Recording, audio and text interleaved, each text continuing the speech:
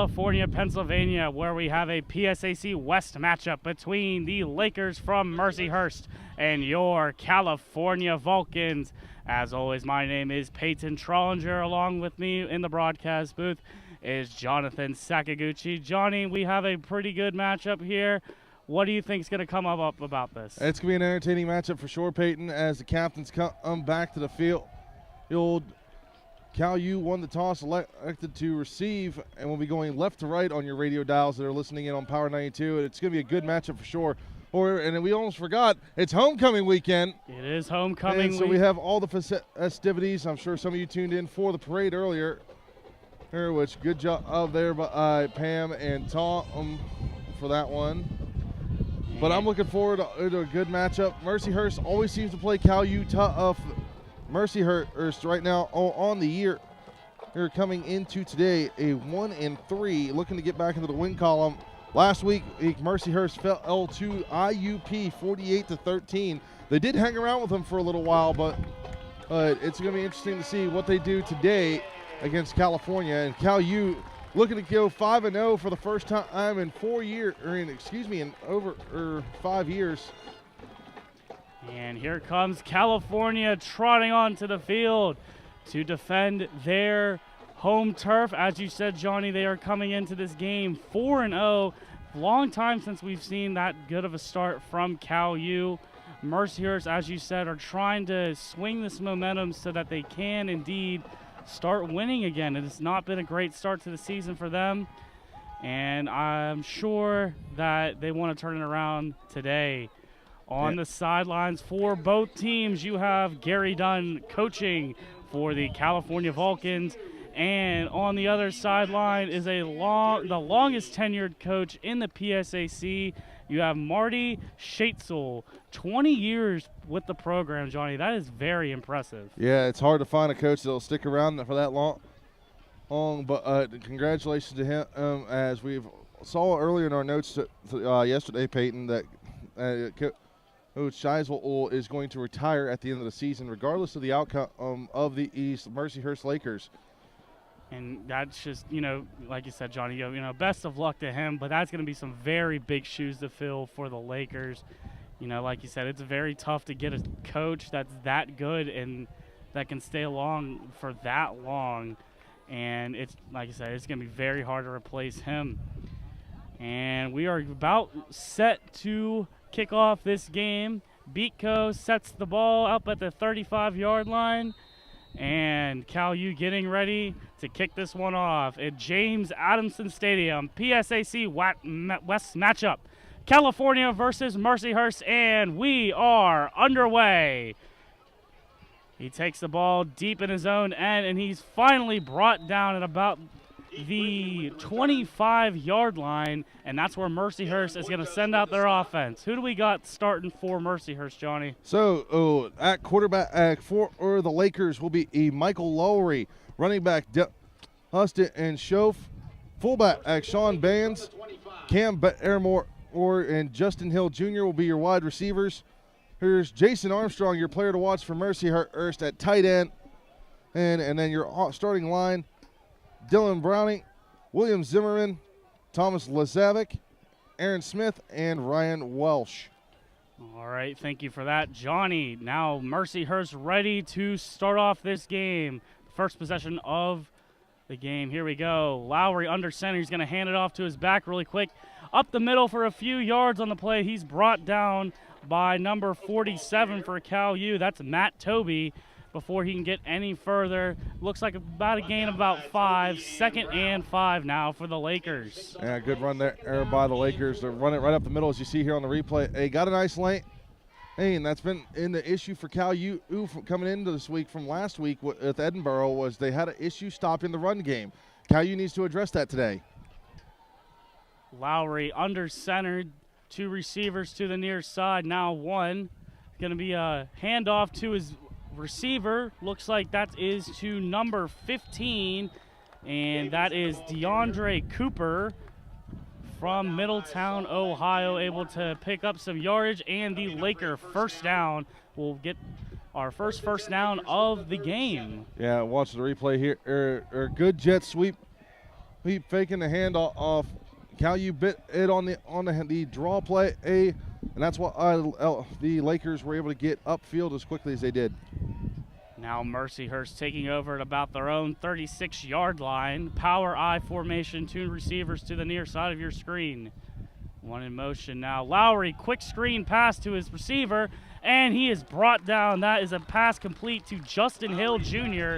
He's able to pick up about 4 on the play, 2nd and 6. Brought down again by Matt Toby.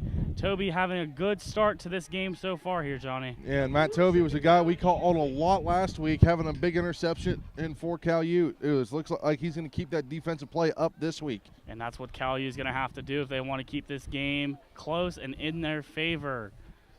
Mercyhurst running 2 receivers to the far side, 1 to the near. Lowry under center in the power I. Lowry awaiting the snap. He gets it. He tripped up on the play. Fumble recovered by the Lakers. And a little bit of a miscommunication there, Johnny. Yeah, that almost ended up being bad for the Lakers. You look here at the replay. Hey, just a miscommunication. And as the ball snapped, it looked like it was going to be a clean handoff here. But the quarterback trips, and that's what caused the fumble. And it looks like he tripped over the fullback bands there. Yeah, he tripped up a little bit, and that's going to bring Mercyhurst right back to where they started. 3rd and 10 now, about their own 37-yard line. Let's see what the Lakers can do here. 2-on-2 on each side. Lowry in the shotgun with a back off to his right. Lowry in the shotgun. He's going to step up, and he's just going to go down for the sack. Cal U already. That is Dylan Boitos coming up huge for the Vulcan sack. Yeah, Boitos, once again, we didn't call his name much last week, but back at it again. As you look at the replay here, good pass rush here from the California Vulcans as they get in there and wrap him up. And now Mercyhurst set to kick off. That is Brian Alsobrooks, the kicker for the Lakers. Tarrant and Jackson back to receive for the Vulcans. The punt is away. It's a high and long one. Jackson receives it. He's going to take it off. And he's finally going to be tripped up at about his own 45-yard line by looks like number 9, Dustin Shoaff, able to bring him down before he can get any more yardage. Yeah, that was a high punt on that one, Peyton. But let's take a look now at the Cal U starters. Going to be once again an under center or behind the center, I should say. Noah Mitchell at quarterback. Kyle Brunson, your starting running back. Tyson Hill, Jaquay Jackson, and Cam Tarrant will be your wide receivers. Ian Edenfield he's a starting tight end. Noel Burse, Sam Rosenthin, Bryce Perkins, and Fritz Kelly Edmonds, and Eric Hundrick, who is a nominee for an award for Division II football. Are your starters for Cal U. Mitchell was able to dump it off to his receiver, and he's brought down by Thomas Zacharias on the play. Gain of about 4. It'll be 2nd and 6 now for the Vulcans. Ball placed at about midfield, not quite. Cal U taking over at their own 48-yard line. Mitchell in the shotgun.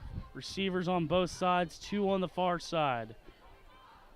Mitchell handing it off to Brunson. Brunson able to pick up a few yards, not too many. He is dragged down on the play by number 45. That is Max Malice. We saw him as one of the captains that came out for the Lakers.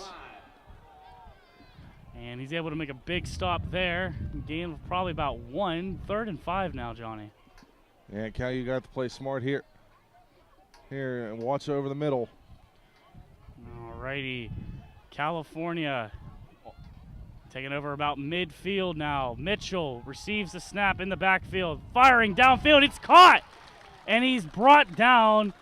And that was Derek Lockhart getting that reception, and is brought down almost right away by Joe Impavado, and that's going to move the chains for the Vulcans.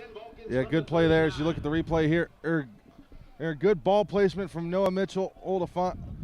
Find the open receiver and get at that first down yardage, and Cal U now all inside Mercyhurst territory.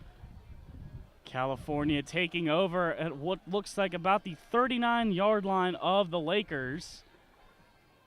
Mitchell drops back. Feeling pressure, he fires it downfield, and oh, it is just over the head of Tyson Hill. Can't get to that. 2nd and 10 now for the Vulcans. Yeah, Noah looking for that deep ball there, but couldn't find the open receiver or Hill on that one. Just seemed to overthrow him.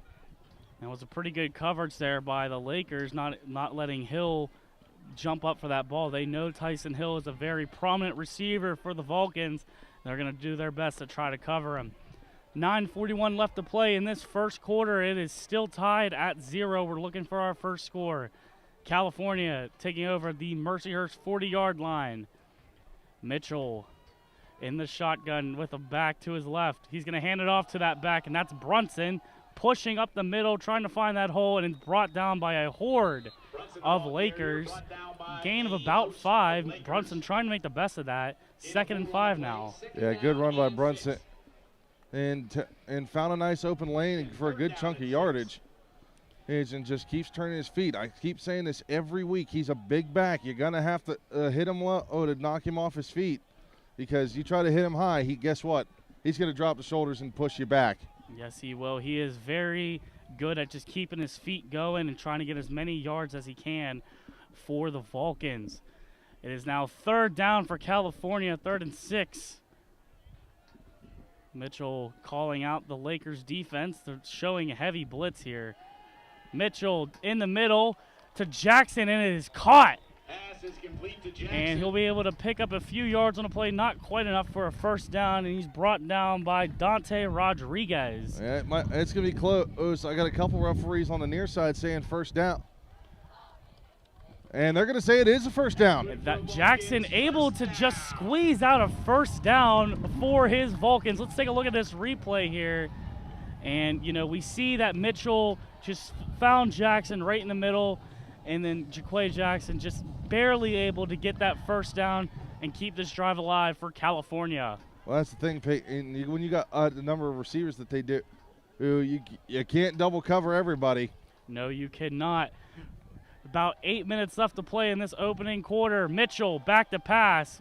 Feeling the pressure, he's going to take it himself up the middle, and he's able to get a nice chunk of yards before he is brought down on the play by number 21. Looks like Jacob Hull with that stop. Yeah, good run there by Noah. Well, and how about Mitchell dropping in the boom there? Yes, we always forget, these quarterbacks, yeah, they can pass the ball, they can run, but you got to also be able to lay that body whenever you can. And Mitchell is definitely one of those. He is not afraid to lay the body at all. Speaking of Mitchell, he is under center this time. First time we've seen him under center this game. Got a single back in the backfield. That's Brunson, receivers on both sides. He's going to hand it off to Brunson, juking in, getting his way through the line of scrimmage. Gain of about 3. 2nd down, or 3rd down now. Gain of 3, 3rd down and 2. About 7 minutes left to play here. What are you thinking about this drive here for California, Johnny? If I'm Cal, I'm keeping the front foot on the gas pedal. Oh, so far so good. But you don't want to stall out inside the 20 now that you're over here. No, I'm sure Coach Dunn does not want that at all. That would seem to be the situation from last week, and it looks like he might have addressed it. Vulcans very close to continuing this first down. Ball placed at about the Lakers' 20-yard line with about 6:30 left to play in this opening quarter. Mitchell handing it off to Brunson. Brunson cutting inside. He's going to try to bounce to the outside, but he is brought down by Dominic McGee, and that is a Vulcan first down. Taking a look at this replay. Mitchell giving it to Brunson. Thought he was going to go on the outside. He sees a hole, and he cuts right back up the middle. He's able to make a big play for California to keep this drive alive. Yeah, it's them big boys up front. And that's why they practice these sled drills and everything every week. California with just under 6 minutes left to play here, with a fresh set of sticks within the 10-yard line of the Lakers. Mitchell is going to hand it off to Brunson. He's stopped at the line of scrimmage. And it's a little tough to see who brought them down. Looks like it was just a horde of them. Looks like number 95, Camden White. Second and goal here for California. Not able to get a lot done on that run. Just trying to test out this Mercyhurst defense. And one of the Mercyhurst Lakers lost their helmet and has got to go sit out for a play. Mitchell is going to be in that behind the center. He's going to drop for the pass. Oh, and he almost caught it. It looks like that was intended for Derek Lockhart, and he's not able to hold on for the scoring drive. Just in and out of his hands. We take a look at the replay here, Peyton, and just watch back as he drops back, finds it right over the middle. Oh, it hits Lockhart right in his hands, in and out. Oh, and you hate to see that. California now under a little bit of pressure here. About 5.5 left to go in this first quarter. Got receivers on both sides. Brunson to his left, Mitchell in the shotgun here. Let's see what they can do on this 3rd and goal. Mitchell dropping back the pass, finding Brunson up the middle. Hit, and he still was going. He's finally brought down by Thomas Zachariah. And that is a 4th and goal now for California. It's a shame to see him have to stall out there. Yeah, I'm surprised he threw it to Brunson, and Lockhart was right in the back corner of the end zone. Oh, and I wonder if Noah just didn't see him. And trotting out onto the field is Anthony Beatco. It's fun to mention that he is actually a back-to-back PSAC Special Teams Player of the Week. We saw him last week kick a 48-yard field goal against Edinburgh, one of the longest in program history.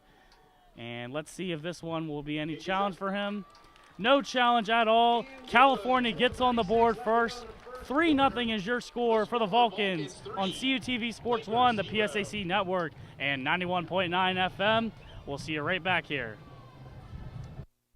The Cal U Vulcans are back on the gridiron this fall, and CUTV and WCAL give you the best seats in the house. September 2nd at Fairmont State. September 11th versus Lock Haven. September 18th versus Millersville. September 25th at Edinburgh. Homecoming October 2nd versus Mercyhurst. October 9th at Gannon. October 16th versus Clarion. The Coal Bowl October 23rd at IUP. October 30th versus Seton Hill. November 6th at Slippery Rock. November 13th at Bloomsburg or the PSAC title game. All games are live on CUTV Sports 1, the PSAC Network, and 91.9 FM, WCAL.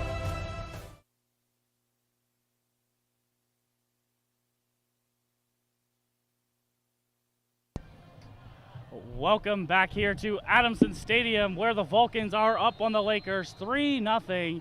4:36 left to play in this first quarter. And, you know, they didn't get the touchdown they wanted, but they did get some points on the board, and that's what matters here.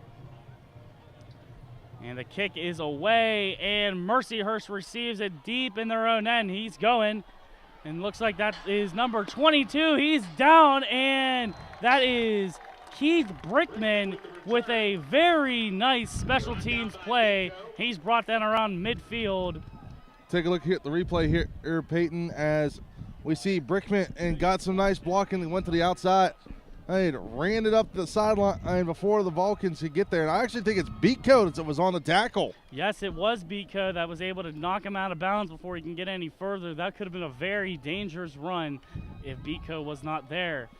Also just received word that Super Bowl champion Danny Beck is watching, and big shout out to him for tuning in and staying loyal to his alma mater. Mercyhurst trips to the near side here. You got Lowry in the pistol, and let's see what the Lakers can do here. Lowry dropping back, firing down the middle, caught, and looks like he's brought down by Dominic Solomon Jr., and nice little gain for Mercyhurst. It's number 86, Yvonne Tate. It was a nice catch by him. Looks like it's going to be 2nd and 10 here.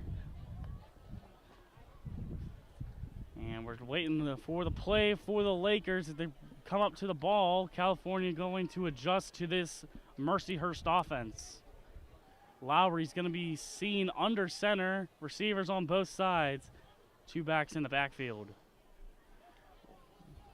Receiver in motion, giving it off to his back, and not able to get a whole lot, probably gain of about 2 there on the play. And wouldn't say a whole lot more. Looks like Corboy was actually the one that was able to bring him down there. And Mercyhurst is faced with a 3rd down now. Yeah, Shaw-Off was looking for an open lane, but Cal he was starting to figure out this run game here, or not letting them get more than 3-4 yards at a time. And that's very important as this first quarter is still ticking. 3:50 left to play in the first quarter. Mercyhurst facing a 3rd and 8 now.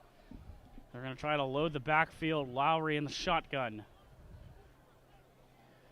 Lowry dropping back the pass, feeling the pressure, and he is sacked on the play. And I believe that is Marvin Maddox making a huge play for California. It's 4th down, Mercyhurst. Yeah, you'd be correct as we take a look at the replay here, Peyton. And they brought in an extra back for protection, but that didn't do much. As you can see, Cal U bringing the house, and Maddox getting in there and blowing up the quarterback on the play. Lowry, I still think he's a little shooken up from that one. And, what great defensive pressure. Oh, Mercyhurst is going for it, and it's going to be a turnover on downs as that play is incomplete. Looks like the pass was intended for Ryan Funa, and California takes over in a critical place in Mercyhurst territory at around the 36-yard line. Johnny, what does California have to do here to get a score here? Well, you got great field position. You're well inside Mercyhurst territory. He plays a fundamental sound football all here. And believe me, you got plenty of time. You got just about 3 minutes left on the clock here that you could literally run this one in if you wanted to. Let's see what Mitchell and Coach Dunn have drawn up here for us. Mitchell here in the pistol. You got 2 receivers to the near side of your screen here. Let's see what the Vulcans have in store. Mitchell giving it to Brunson. He is immediately stopped on the play. No, that was a fake. It was a fake, Peyton. Oh, Noah kept it on the quarterback read. He fooled me. Mitchell fooled me. Let's take a look at this replay here, Peyton. I thought he gave it to Brunson, but Mitchell keeping it for himself, and he takes the outside route. And that's a very nice play by the Vulcans. He even tricked me, Johnny. I wasn't even paying attention. I don't know what game I'm watching. Listen, and he pulled it on everybody because the crowd even bought into it. But I happened to look up and saw Noah rolling out. Good thing you did, because I was looking to see who made the tackle there on Brunson. And Mitchell's able to pick up 5 more. Mitchell dropping back in the pocket. Oh, and that play is incomplete. Intended for number 7 there. That's Derek Lockhart. 3rd down and 5 for the Vulcans. Yeah, that was number 2. Burrows who's of Edinburgh out there. Lockhart was looking for a flag because he kind of felt like he got pushed, and from my angle, it looked like he did too. And the refs might not have seen that, and we will continue to play on with about a little over 2 minutes left to play in this opening quarter of action. Vulcans are up 3-0 on Mercyhurst, and they're looking to extend this drive on this critical 3rd down here. Mitchell back in the pocket. He's going to drop back, firing down the middle, caught by Lockhart. He's still on his feet. Touchdown! No, that is no touchdown. It looks like he lost control of the ball before he got. No, here's what happened, Peyton, as we look at the replay.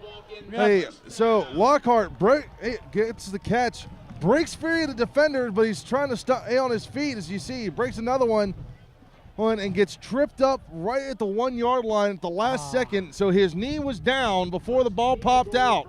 So therefore, it is 1st and goal for California with a lucky bounce on that one. Oh, boy, that is just deflating for California, but they're going to try to get it back. Quick snap here. That's Eric McCann. And as he did he break the plane? And the refs are saying that he did not break the plane. 2nd and goal. What a turn of events here for Mercyhurst. Yeah, good play there. They went with that hurry snap count. Everyone got to the line quick. McCann and just couldn't get enough oomph into the end zone on that one. And here we go again, another hurry-up offense. Mitchell's going to give it to McCann again. Did he break it this time? And Just shy. I don't think he did. Mercyhurst coming up big here defensively with under a minute left to play. In this first quarter, California's trying so hard. The Lakers defense has not given way just yet. Yeah, that was Hall on the defense for Mercyhurst. Third and goal from the half-yard line. Literally, they got about 6 inches to go. Oh. Here we go. So Lockhart and the Mercyhurst Lakers coming up with a massive defensive stop, halting California. What a play by the Lakers here. So we got another Laker losing his helmet. As you look at the replay here, they stacked the box there at the line and brought everything but the kitchen sink, and I might have threw the kitchen sink in there too on that one, Peyton, to stop him. But we got an injured Vulcan, and that's number 22, Ian Edenfield. Oh, you hate to see that for California. Edenfield is a pretty big component of this Vulcan offense, and hopefully he is going to be okay. And he's one tough hombre, believe me. This kid is an all-around athlete. Believe me, I've watched what he can do up at LH and what he's done here, and he tries to fight through everything. And so it's got to be bad on that one. Well, let's also mention this one, and Peyton, and the AP polls came out for Division II this week, and tied for 25th is California, cracking the top 25 this week. And we see, if we look at this, the standings here, they're actually tied at 25th with IUP. And I'm sure this is absolutely huge for California to get into this top 25. Even though they might be at the last, they were able to sneak in, and that's what counts right now. And hopefully they keep this roll up, but they're going to have to face some tough opponents, because I look for IUP and a team we're going to see here in a few weeks with Slippery Rock moving up in the standings. And Edenfield is off the field now. Looks like he's going to be okay. He's walking by himself. He's going to get to the bench and go get looked at. But in the meantime, that is going to bring us to the end of the first quarter. California is up on Mercyhurst 3-0 for CUTV Sports 1, the PSAC network, and 91.9 FM. We'll be right back after these messages. If you are looking for a Christian club that features Bible study and spiritual nourishment, then come find your family with New Life Cal U. Swing by Oasis every Tuesday at 7 p.m. in Itali 321 to explore faith through Bible study, games, and fellowship. Or stop by Converge on Thursdays at 7 p.m. in the Natali Rotunda to make friends and enjoy life through casual hangouts. Everyone is welcome. Connect with New Life Cal U at www.newlifecalu.com/connect. And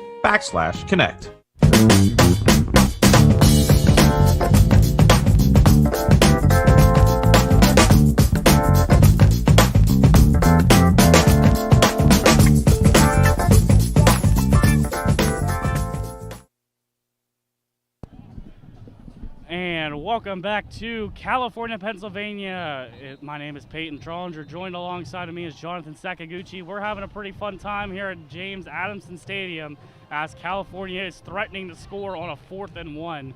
What are you thinking, Johnny? So Cal U's got to do something here. You don't want to get stopped inside the 5 once again, and with the ball. Oh, you got to score on this one. Well, and if I'm Coach Dunn, I'm going for it. And it looks like that's what they're going to do. Beatco is going to stay on the sideline. Mitchell is out with his Vulcans. And let's see what they've cooked up in this brief little intermission. Watch for that hard count. They're going to try to lure them off sides. Mercyhurst applying the pressure here. Looks like Cal U's going to call timeout real quick. A timeout called by California. And as we take a break from the field, we're going to take a look at some first quarter statistics here. As we know, California is up on Mercyhurst 3-0. California leading in first downs 4-1.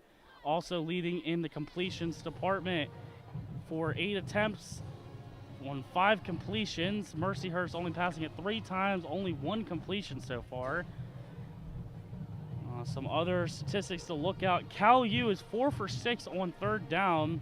Mercyhurst 0 for 2. So next time the Lakers get the ball, they're going to have to try to do better on third down. You know, we saw the first third down they had, sack, another third down, also another sack. So that line's going to have to do a much better job at containing the Cal U defense. As we come back here to action, 4th and 1 for California. Mitchell under center. They're trying to push this one in. Brunson the only back in the backfield. Hill and Jackson on either side. He's going to give it to Brunson. He's in the touchdown. Oh, the ball pops out. Mercyhurst takes it. Turnover. He's still on his feet. He's still on his feet. They're going to blow it dead. They're going to blow it dead. But there's a flag on the play. Hey, Peyton, back at the 5-yard line. Oh, what a turn of events here. The Lakers absolutely just ruining this thing for California. There is a flag down at about the 5-yard line. We're going to check and look at that. See, I thought Brunson broke the plane first. And I thought he broke the plane too. That's why I was saying he got a touchdown, but the refs are going to communicate with each other, and they're going to see what happened here. We're taking a look at this replay, and we see Brunson gets the ball. I can't quite see if he broke the plane, and the ball comes out, and it's just able to be easily picked up, and that was Joe Impavado. And this is going to be a block below the waist going against Mercyhurst, going against Bradley Burrows in particular. Cal U is going to luck out and get another shot at this, Johnny. Oh, boy, here. This has been a crazy couple of minutes here. California is just simply trying to break this plane. Mercyhurst doing everything they can to prevent that. So they're going to say that the ball did pop out before he broke the plane. It's going to be a fumble recovered by Mercyhurst. But here's the thing. Mercyhurst is pinned inside their own 5-yard line, and Cal U's got, I see some pretty big boys up there ready to stop the run. So it was labeled a turnover, as you said, Johnny. And, you know, the Lakers are going to be pinned, and it is not a good situation for them. Lowry's going to hand it off to his back, able to get a yard, if that, and he's going to be brought down. By Gerald Brown of the Vulcans. It's going to be a 2nd and 9 for Mercyhurst. Yeah, Gerald Brown. We called his name a lot last week. One of the big factors for that Vulcan defense. Mercyhurst trotting up to the line. They got the play in their minds. Now we have to answer the question, can they execute deep in their own end within their own 5-yard line? Lowry under center now. He's going to give it off to his back, and he's not going to be able to get a whole lot. Maybe another yard there on the play. He's brought down by Toby. Few times we've called his name today. It is a 3rd and long for Mercyhurst. Are they going to be able to convert here, or is California going to make a big stop? Well, I'll be surprised if they go for another run play because Cal U's starting to shut them down. You're going to have to throw it, but be smart because guess what? That defense of Cal U who's been nothing but, I'm going to use the term ball hawks the last couple of weeks, coming up with 3 interceptions last week.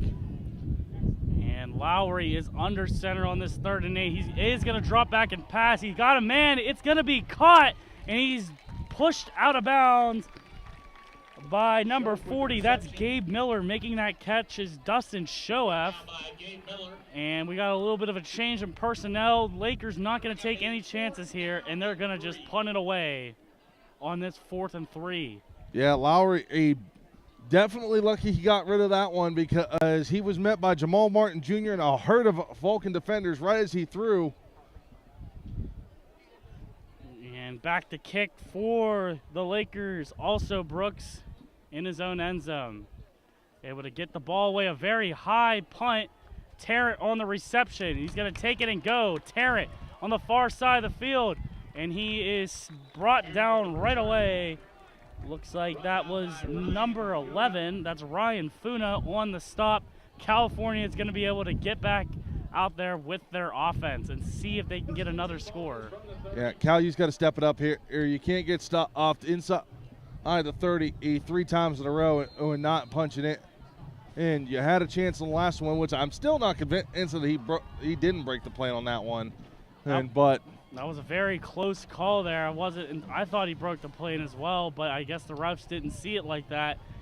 And California's going to take over within the Mercyhurst territory at the Lakers' 30-yard line. About 12 and a half to go in this second quarter.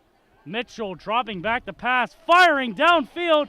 Separation, caught, touchdown, touchdown, California. Oh, and the refs are saying this wasn't a touchdown. Pass was Intercepted on the play. Looks like that was number 4, John Allen. A huge play by the Lakers in a very quiet Adamson Stadium here now. Taking a look at the replay here, as you see Lockhart's got it, and then it just looks like it slipped out on last second. I don't know how it ended up in the Mercyhurst hands. And my, oh my, that would have been an amazing play there but it was an interception, going to be labeled as a touchback. Mercyhurst is going to get this ball right back. And Cal U's got to step it up here and play some solid defense. You need a big defensive play now to swing this momentum back. Both of these defenses have been very good so far. Let's see what they can do. Lowry dropping back, firing downfield. Oh, and it is incomplete, just over the head. That looks like it was Cameron Barrymore, and he was not able to jump up and get that 2nd and 10 now for the Lakers. Yeah, and you also got to be worried about that Vulcan defense. And it's his number 5, on Mormon, and almost intercepted it, along with Jamal Martin Jr. Very big names for the Vulcans there on defense, as the Lakers will throw up to the line for a 2nd and 10, taking over at their own 20-yard line. Lowry going to be under center, 2 receivers to the far side. Lowry handing it off to his back. He's able to pick up a few yards, and he looks like he's still going. He's finally brought down by Brown. It's Gerald Brown with a big stop there. Not a whole lot of gain. It's another 3rd down for Mercyhurst, and we know how they've been on 3rd downs, Johnny. Yeah, they've only had 1 3rd down they converted on. So you're going to want to try to get that momentum up, but Cal U's been standing tall so far. Very defensively minded game so far. 11:35 left to play in the first half. Cal U up 3-0. Lowry is going to be in the pistol here. Going to get the ball downfield and over his target. Looks like that pass was intended for Chris Junko.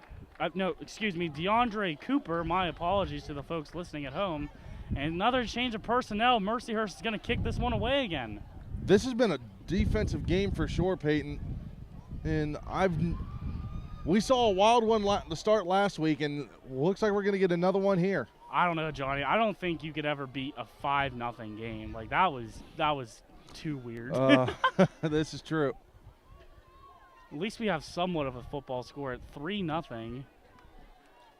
Also, Brooks able to punt it away. A nice punt there.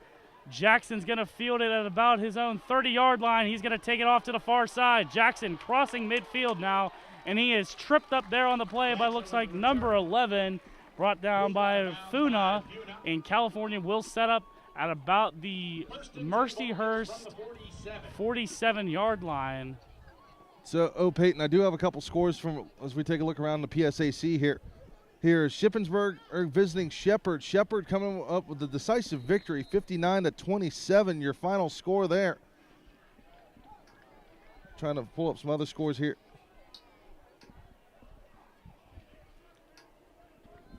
As we also have going around on the conference today. And the Vulcan offense able to trot back onto the field here. Mitchell rolling to his left. Firing, Jackson catches it. It looks like it was out of bounds whenever he caught it. Ruled incomplete. 2nd and 10 now for California. Yeah, just couldn't keep his feet in balance. It was a good catch there by Jackson, but drug his feet, but was just too far out of bounds on that one. Well, just over 11 minutes to play in this tilt. California's still up 3-0. We've seen them within the red zone multiple times, but the Mercyhurst defense standing strong every single time. Gonna need a big play there. Mitchell set in the shotgun. Quick pass to Jackson. Jackson, he's still on his feet at the 40, brought down at about what looks like the 37-yard line of Mercyhurst, just shy of that first down marker. And that is a 3rd and 1 for the Vulcans. Yeah, good pass. We look at the replay there. A little bubble screen into Jackson as he bounces to the outside, cuts back inside for a nice little old chunk of yardage. It's third and manageable. Mitchell, we see him under center. Let's see what he has in mind. Brunson, the only back in the backfield. Jackson and Hill on each side of your screen. Quick little draw to Brunson. Oh, excuse me, that is Eric McCann. That was in the backfield, and McCann easily picks up the first down for the Vulcans. Yeah, just all you need, simple, short little run, old 3-4 yard runs. And that's all that you're going to need right now. It's going to be slowly but surely Vulcans will take over at the Mercyhurst 35-yard line. And the Lakers better be careful here. Vulcans are on the move. Single back in the backfield, similar formation here. Mitchell, PA pass, throwing it, caught! And that's, he's still on his feet, and that's Lockhart with the catch. He trucks his man, and he keeps going. First down, California, and that's Derek Lockhart. It looks like we have a little bit of a shaken up Laker there on the play. I think that's number 32 for Mercyhurst. Well, that's Joe Impavado. Look at this replay here. Lockhart snags that one and keeps his feet in bounds, turned around, shrugged the defender, and trucked another one before getting taken down on making up for that play from the last time. And I'm not going to be denied this one. It's mine. It almost looked like he was going to drop it there, but he was able to corral it before he was able to be pushed out of bounds. And a big play for California to keep this drive alive. 9:32 left to play in this first half. California still up by 3. And let's take a look at some just general statistics as for California coming into today's game. They have been outscoring their opponent 132-26. Pretty big margin right there. Outrushed their opponent 360 yards to 236.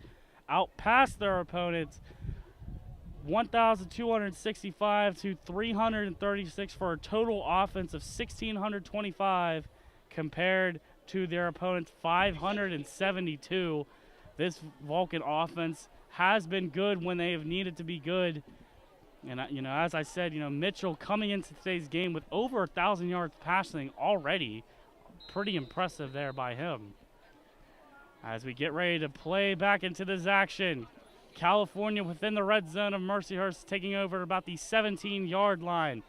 Mitchell fakes the handoff to his back. That's Jackson. Shakes the defender. Shakes 2. And he is brought down on the play by Dante Rodriguez. Yeah, Jackson and one of the tough receivers of Cal U. As we look at the replay here, it makes a snap egg and makes his man miss. Jukes one and has a horde of Lakers there, but he gets a little push from his other receivers and starts moving forward. We got a running clock, 8:50 left to play in the first half. We have a trips off to the far side of your screen, 2nd and 5. Mitchell is going to give it off to his back. That's McCann. He tried to stiff arm him, but he is brought down there on the play by, looks like that's number 44, Dakari Washington. There is a flag here on the play. Yeah, thrown near side right there at the end of the play. You got to wonder, did McCann grab the face mask here, or I'm was thinking it this something might be else? on the defense here. because you did see that stiff arm by McCann. Well, it was a face mask. It was just on the wrong team. It's going to go against Mercyhurst, and California will be placed in excellent field position once again.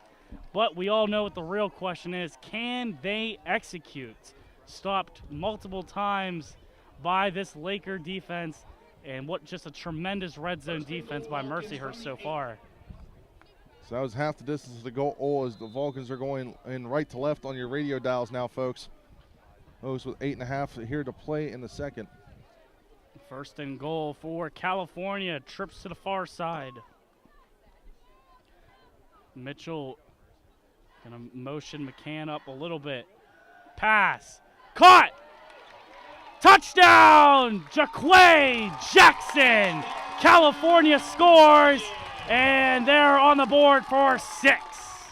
Yeah, taking a look here as we go to the replay. Hey, Jackson would not be denied this time. And Mitchell drops back, little old drop back, pop and pass as he finds Jackson on the 5. Takes it in himself, shrugging off defenders for 6. It's 9-0 California. Jackson had to reach there to break that play, and it was able to pay off for him as they're up 9-0. Like you said, Beatco going for his first extra point of the afternoon. Waiting to snap. Beatco through the uprights as usual, and California is up on Mercyhurst 10-0 for CUTV Sports 1, the PSAC Network, and 91.9 FM. California's up 10-0 when we come back after these messages. Looking for something to do? Then don't miss the 2021 Health Fair. This year, the Health Fair will be on Wednesday, October 6th in the Convocation Center Arena from 11 a.m. until 2 p.m. There will be free STD testing, a blood drive, prizes, free health screens, flu and COVID vaccines, giveaways, and much, much more. Don't miss the excitement. Be at the Convocation Center on October 6th for the 2021 Health Fair.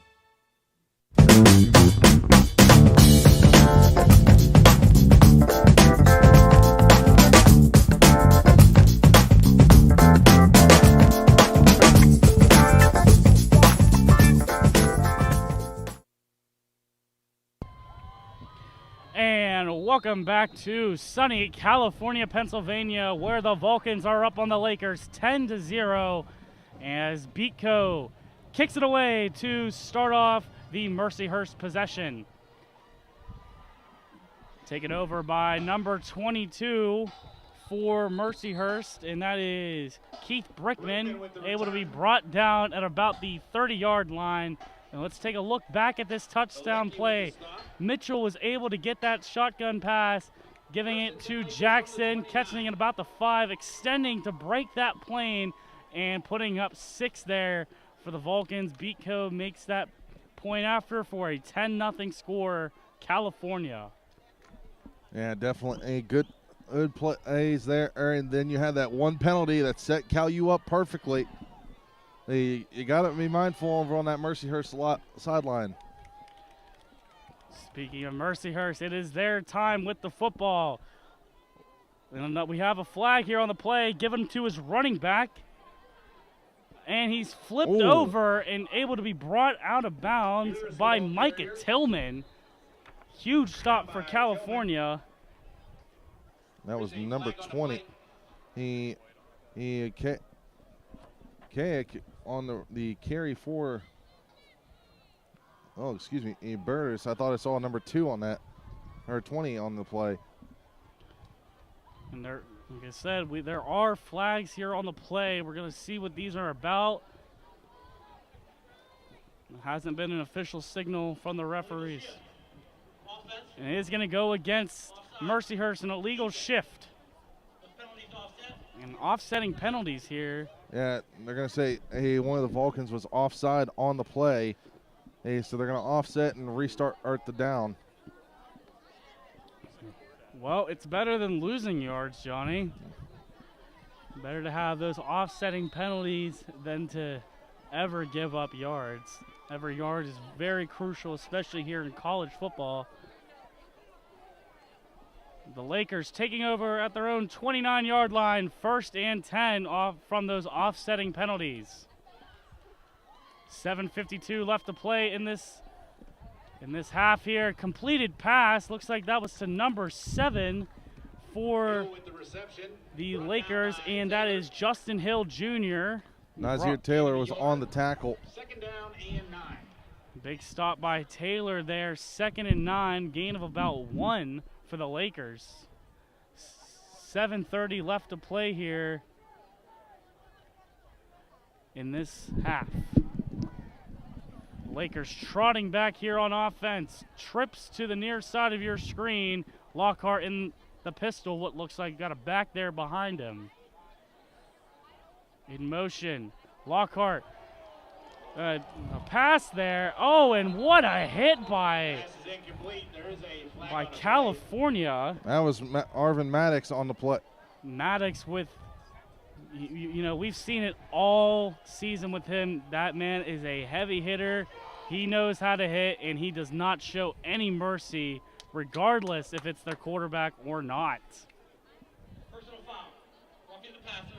Defense. And that's going to cost him there. It's going to be a personal foul going against California. Let's take a look at this replay. Lowry was able to get back there. He got the pass off, and then Maddox just hit him hard there on the play. Yeah, I'm not 100% sold on that one, and Peyton, just because he hit him right as he was throwing. And it might have been a second later, but the officials were able to make that call. It's going to put the Lakers up to their own 45-yard line. 1st and 10 there for Mercyhurst. You got to wonder if Lowry is going to be able to shake that one off. That was a big hit by Maddox. He's going to be under center here for this drive. Lowry. Back to pass, almost hit again by Maddox. He's being chased down. He throws it away before he is hit. Pass is incomplete. And it's going to be an incomplete pass. The Vulcan defense is all over Lowry. yeah, but the Cal U sidelines call on for intentional grounding because it did not make it back to the line of scrimmage. Look at the replay here, Peyton, as he's scrambling and wrapped up by Matt Toby. But if you watch, For intentional grounding, the ball walked across the line of scrimmage. so the referees are going to say it made it back to the line of scrimmage. I thought it didn't. I was with the Vulcan defense. And with that incomplete pass and no grounding on the play, 2nd and 10 for the Lakers. 6:58 left to play in this half. 10-0 is your score in favor of California. Mercyhurst trying to get up on this scoreboard here. Lowry with 2 backs to either side. He's going to drop back for the pass. Oh, and pressure by California. He's going to roll and take it himself. He's going to get out of bounds there on the play. He's brought down by Gabe Miller. 3rd down. He's actually going to lose yardage on that one as we look at the replay here, Peyton. And once again, Cal U getting into the backfield, even though they brought an extra back end, but he's going to be feeling the pressure from Lockhart, Maddox and the rest of that Cal U defense. And it's going to be chased down to the near sideline and wrapped up there at the end by Gabe Miller and Matt Toby. And I believe that would be considered what appears to be a sack. It was behind the line of scrimmage.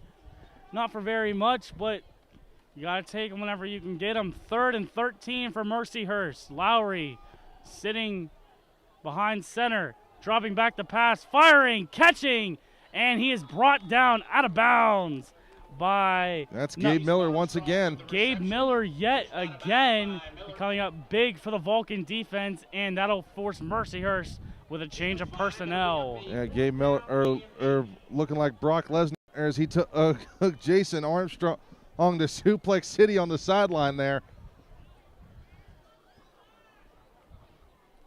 And here we go. It's going to be about a 4th and 8 from the Mercyhurst, about looks like the 47-yard line. The punt is up and away, taken by Cam Tarrant with authority. He's trying to cut around, and he is brought down on the play by Aubrey Levitch. We got a flag down. There is a flag Came down there at on the the end play. of the play. Rise with the stop. Flag on the play. And we're going to wait for an official signal here, and looks like we're going to get it. During the return. Block in the back. California. That will be marked from the end And of it's the going to be line. a block and a back call going against the Vulcans on the return, and that's going to back them up just a little bit here. And that's what we talked about earlier, Peyton, is you can't be making in these kind of mental mistakes.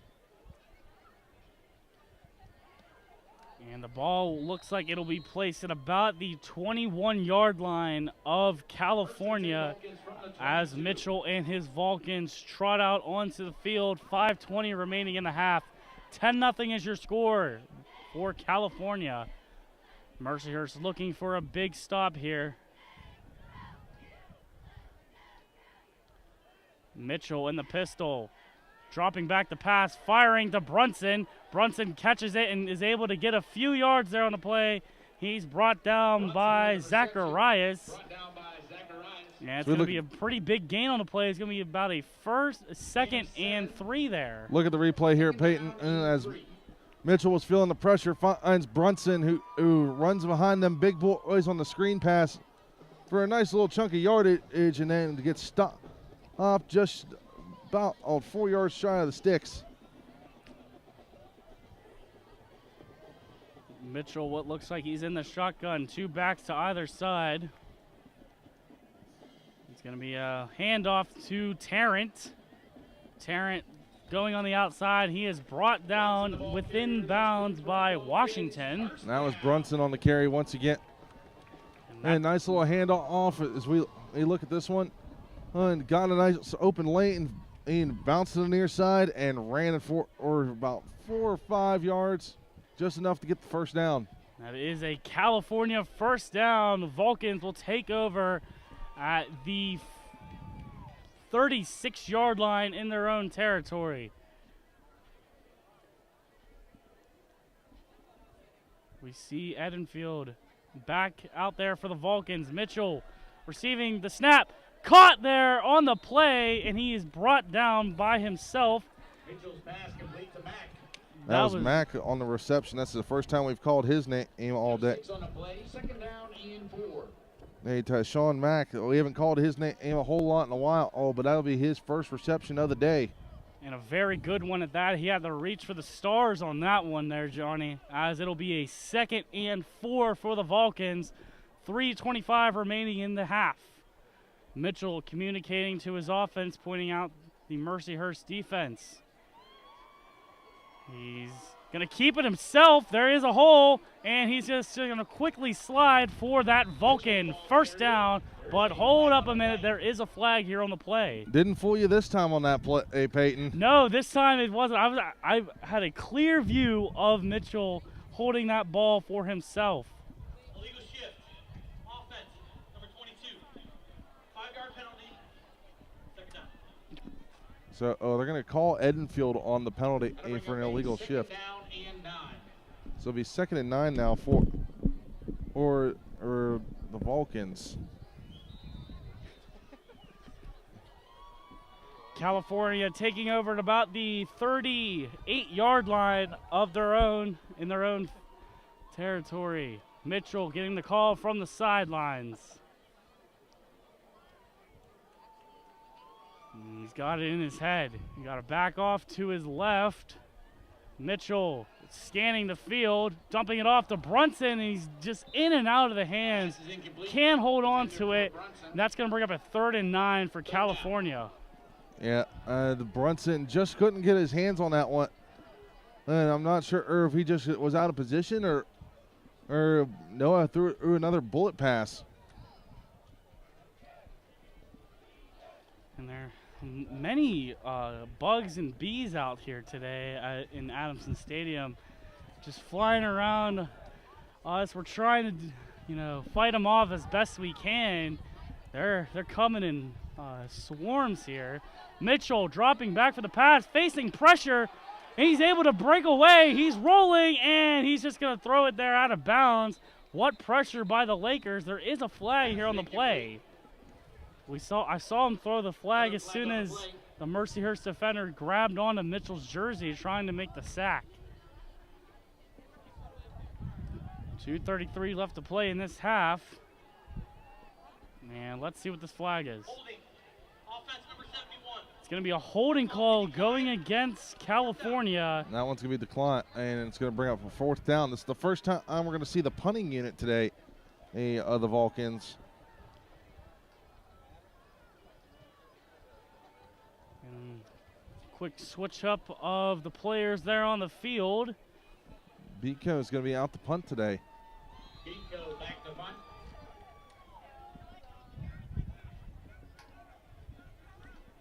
Rickman back deep for the Lakers. And Biko set to get the punt. He gets it, and it is away to Mercyhurst. Long, deep punt, and he is brought down right away by California. And there is a flag there on the play, brought down by number 50. That is Logan Burnsworth. And, you know, just as he caught that play, California was all on top of Mercyhurst right away. And the referees trying to make sure they get this call right, discussing amongst themselves. Yeah, a lot of flags been thrown today on both sides. Yes, there has, Johnny. Not completely disciplined here. I'm sure both coaches will be addressing those flags there at halftime. I can almost guarantee it. Knowing Coach Dunn, it will be addressed at halftime. 100% it will be. And the refs here are taking quite a long time trying to determine what this flag was. There's a couple flags there on the play. They might be for the same reason. All righty. Looks like we're going to get the call. Both teams after the play. Unsportsmanlike conduct. Mercyhurst, number 40. Correction, number 22. That's his first unsportsmanlike of the game. Personal foul with targeting, late hit. California, number 40. Number 40 has been disqualified. Oh, and a disqualification for First down. California in offsetting penalties for both teams. And California is not liking that whatsoever. You heard it from the Cal U faithful on that one. They did not like that call whatsoever. And that was Gabe Miller getting called with that late hit and is being disqualified from the match. And Coach Dunn talking it over right now. With the official that threw the flag and then the crew chief today. And we see Marty Shazel there on the other side, not very happy with the officials at all either, as his player was given a game misconduct. He gets one more, he's out of here. Yeah, so that means Gabe is going to have to go to the locker room now. And that's going to be a big loss for the Vulcan defense. We've called his name multiple times. He's been able to make some pretty good defensive stops for Cal U, but not anymore as he is out of this game. And Mercyhurst taking over at what appears to be their own 22-yard line with a fresh set of downs. Lockhart under center now. And he's just going to drop back. Firing downfield. Caught! Interception! Interception by Cal U! Touchdown, Vulcans! And who else would it be? The number 5, Kavon Mormon, and back in that secondary with Cal U once again. And what an interception by Cal U, and they have turned this game from Gabe Miller being ejected to now a pick 6. Taking a look at this replay here, Lockhart is trying to scan the field. He throws that ball wide open, is Moorman, and he's going downfield the 20, 15, 10, 5, breaks the plane for Cal U. Put up 6 on the board for the Vulcans. Yeah, it looks like Mormon just jumped the route on that one and read the play well. And Beatco going out for his second extra point attempt of the afternoon. He's 1 for 1 so far. And make that 2 for 2 as Cal U is up 17-0 over Mercyhurst. 2:15 left to play in the half for the PSAC Network, CUTV Sports 1 and 91.9 FM. We'll be right back. Vulcan Volleyball is back, and you can catch all the action with CUTV and the PSAC Network. After a year away from the court, the Vulcans are set to try and get back to the top of the PSAC. A full slate of action versus such PSAC opponents Gannon, Mercyhurst, Edinburgh, Clarion, Seton Hill, Slippery Rock, IUP, and Pitt Johnstown. Every home game will be live on CUTV Sports 1 and the PSAC Network.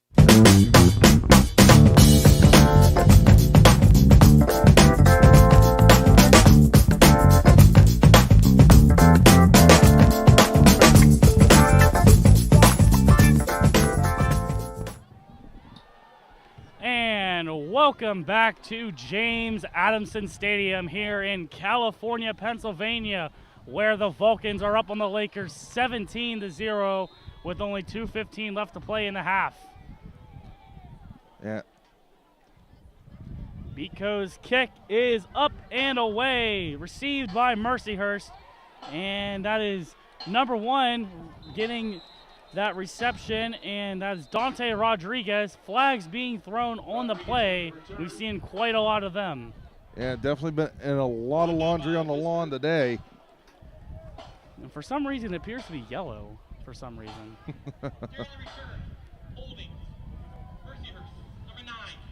Holding call going against Mercyhurst. That's Dustin Shoeff. He's going to back the Lakers up just a little bit. And 1st and 10 for Mercyhurst, trying to see where they're going to spot the ball here. Let's take a look at this replay once more.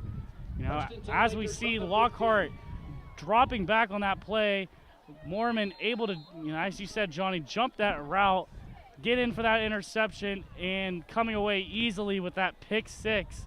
Cal U leading 17-0. Yeah, Lowry just couldn't and threw that one up there, or just kind of lobbed it in a way. And Mormon and just jumped the route. Yeah, looks like Mercyhurst will take over at their own 20-yard line. Uh-oh, flag again. We have another flag here on the play, and I think we also have a bit of a change in quarterback here. Delay of game call going against the Lakers, and you can't take those types of penalties.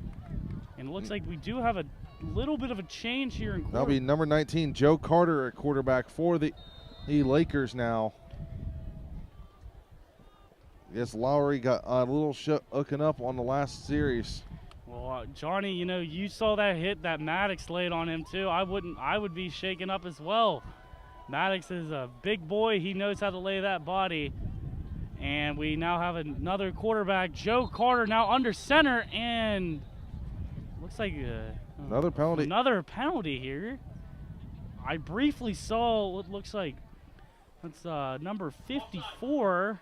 That was Derek Corboy, very abruptly behind the line of scrimmage. That was Corboy. He jumped offside. And the Lakers are gonna go back to where they started here. 1st and 10 from their own 15-yard line. Carter under center in the power I, backs to either side of your screen. 2:09 left to play in this first half. Carter gives it off to his back. He's stopped at the line of scrimmage and pushed back by a horde of Vulcans. And that's going to be a loss on the play. I was going to say, he didn't even make it back to the line of scrimmage, Peyton. He lost a yard on that one. And as the Vulcan defense got in there. 2nd down and 11. That was Corboy making up for that penalty, along with Brown and Noah Dillo getting in there as well.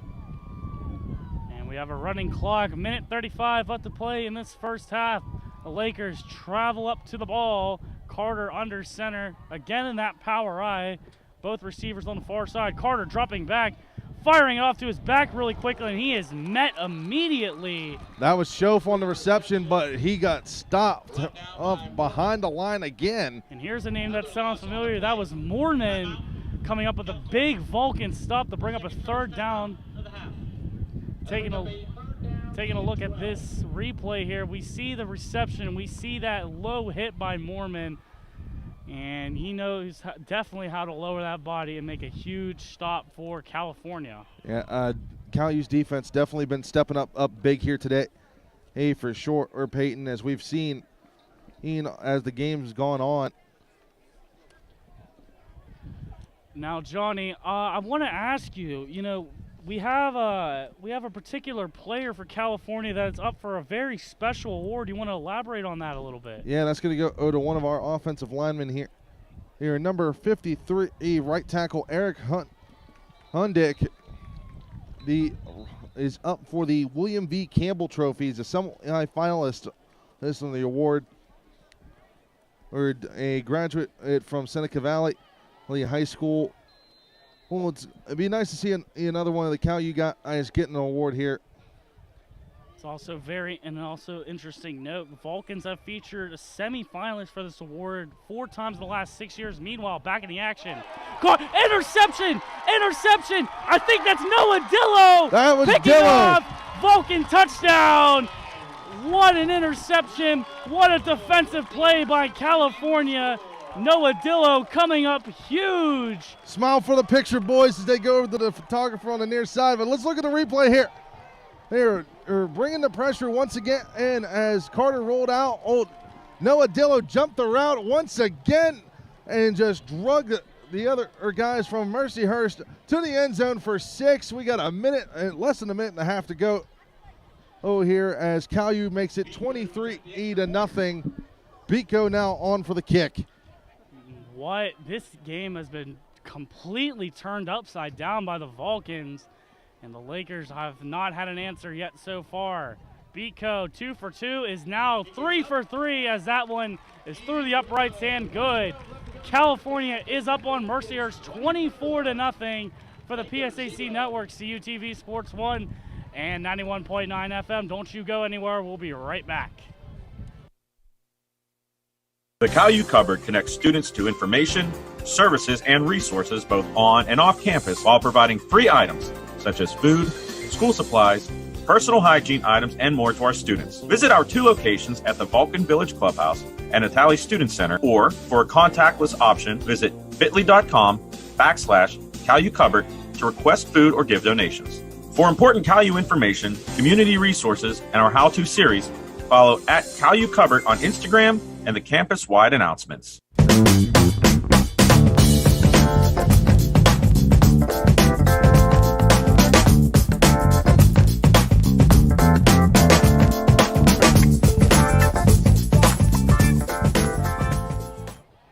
And here we are back at Adamson Stadium in California, Pennsylvania. The Vulcans are up big on the Lakers, 24-0, as we are getting ready to wind down the back half of this first half. Johnny, what are you thinking about this? It's been a defensive battle for sure. Well, definitely a wild one as Bico's kick goes a mile into the air. And the Vulcans easily able to bring down, looks like that was number 22. 22 on the reception for Mercyhurst. Taking a look at this replay, Noah Dillo just able to pick off that pass by Carter and is able to break that plane in the corner of the end zone. And that is another 6 for Cal U. As we hear Blaze over there pounding away, 24 for Cal U. The Lakers don't have much time to answer, only a minute and 7.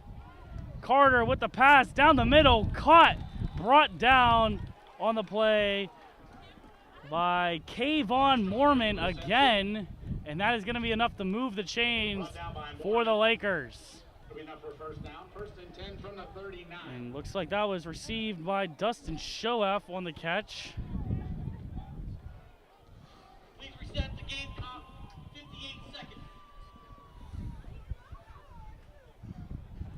as the referees are getting the clock fixed here. It ticked off a few seconds more than it should have, so waiting for that. Mercyhurst taking over at what appears to be their own 39-yard line.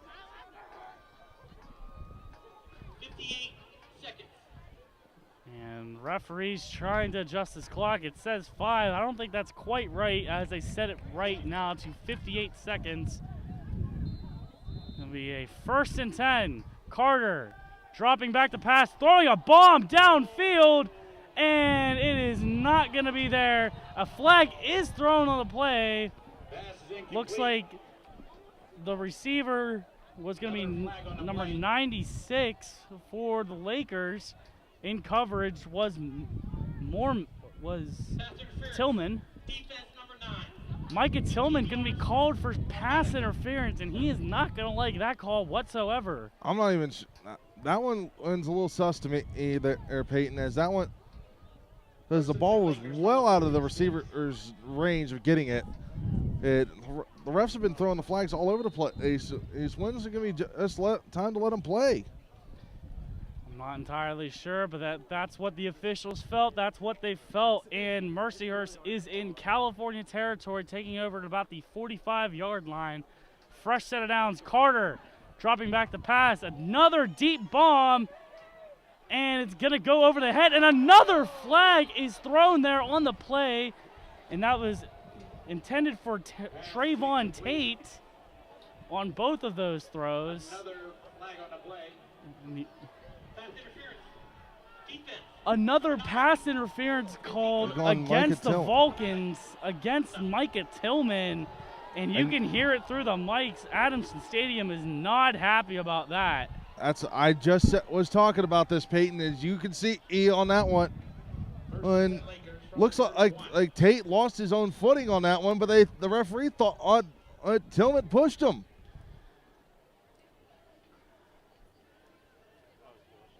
And Mercyhurst, after the yardage of penalties they gained, is going to call a timeout. And Johnny, oh boy, what a weird couple plays here.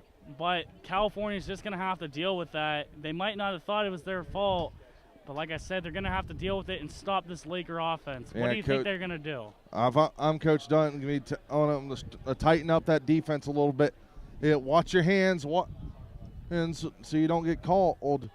But play some solid defense. You played solid through almost 2 quarters so far, but you don't want them to get anything on the board this half.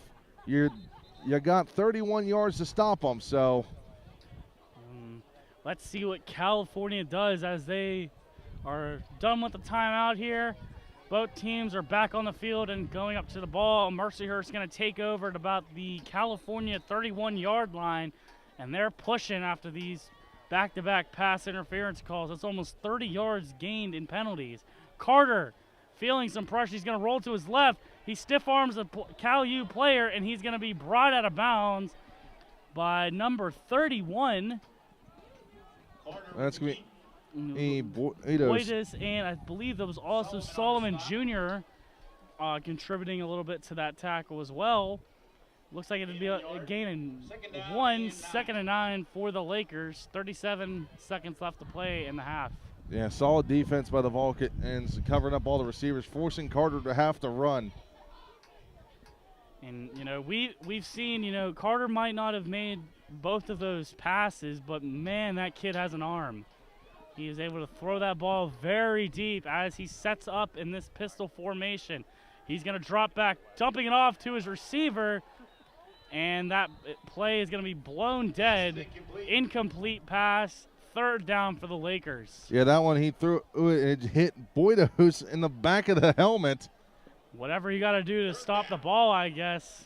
Even though he might not have been aware of it, he made a big play there. 3rd and 9 for Mercyhurst. And this is almost do or die for this quarter. Mercyhurst trying to get up on the board before the half ends. California trying to keep this shutout alive going into the break. The Lakers line up on the ball. Ball placed at about the California 31-yard line. Another flag is thrown. This one's going to be on the offense, and it looked like the tackle moved. False start call going against the Lakers. Just like you said, Johnny. Back them up 5 yards, 3rd and 14. It's going to be number 66, Pantelman. Please set the game clock to 35 seconds. That'll be Pantalon. One that got called for the flag on that one for Mercyhurst. So now you're going from 3rd and 9 to 3rd and 14. And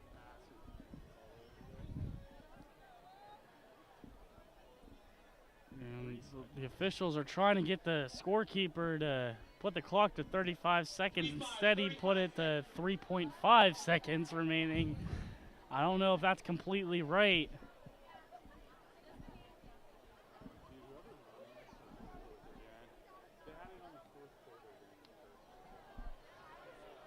And they're still trying to set the score here at the clock here at Adamson Stadium, Johnny. And Technical difficulties with the score box. And again, it's at 3.5 seconds remaining. We're looking for 35 here. 35 seconds remaining to go in this first half. Mercyhurst deep in California territory at about the 35-yard line.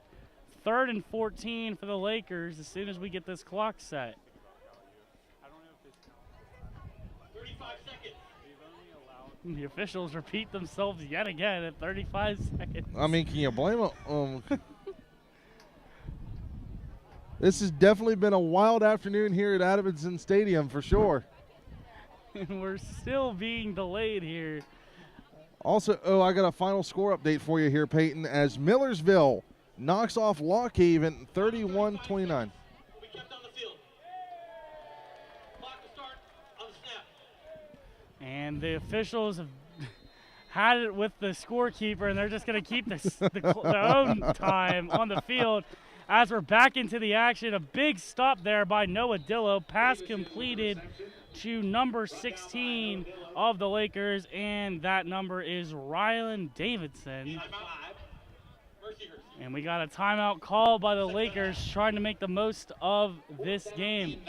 And we're taking a look at this replay. It looks like it was the scoring drive from Cal U, that first scoring drive from Jackson, able to extend his hands across the plane here. Take a look at the next one.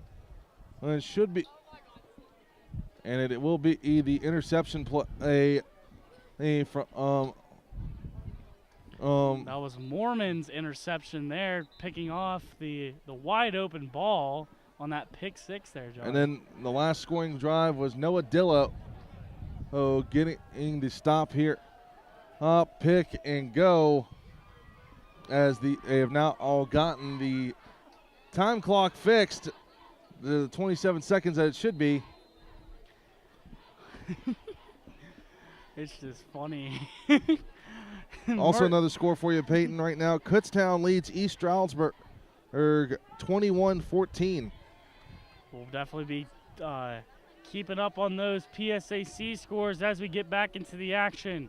4th and 9, Carter back to pass. And the referees blow the play dead. Not sure what happened there. There are flags on the play yet again. Another false start call going against the Lakers. And with every one of these false start calls, backs Mercyhurst up just a little bit and out of that firing range. And another test from the officials to the scorekeeper. Can they get it to 27 seconds? Nope. And they say 2.7 seconds. Oh, boy, this has not been a great day for the press box. And the officials are just going to keep the time there on the field. It's not been a great day for that scorekeeper. No, definitely a rough day in the press box today. I might have to go. We might have to go console them whenever we hit the half. Carter, 4th down, gonna drop back and pass. Another flag is thrown. It's gonna go deep, up the throat. He catches it. Did he come down with it? No. No, he did not. It is knocked away by Nazir Taylor. And there is another flag on the play at around the 35-yard line.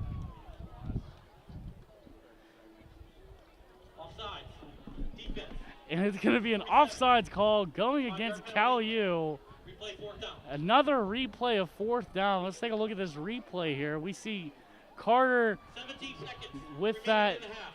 big throw downfield. It looked like he caught it, but Taylor was able to knock it out of his hands before he could bring it back down to the ground.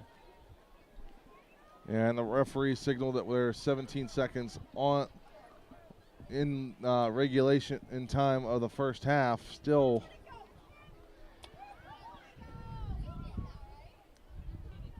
a little trouble with the clock here.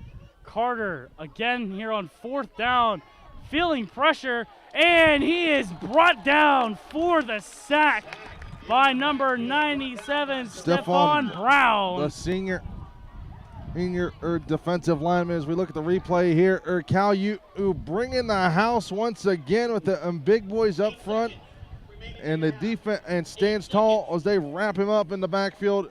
Oh, we're gonna put him about out there around 37.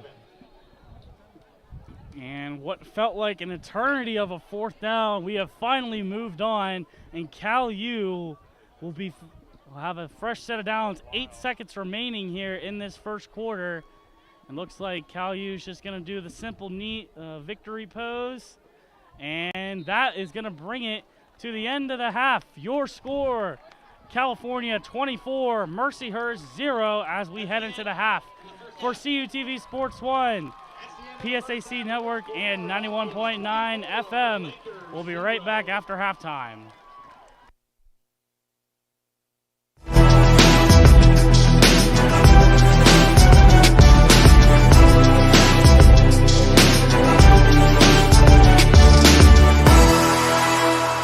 Hello, everybody, and welcome to another edition of the Super Region 1 Roundup here with Gary Smith. I'm your host this week, Colin Kirkwood. We switch back and forth, and Gary Smith, known for his extensive knowledge of everything PSAC, and I'm still somewhat new here to the world of the Mountain East Conference, but I'd like to think we're doing a pretty good job.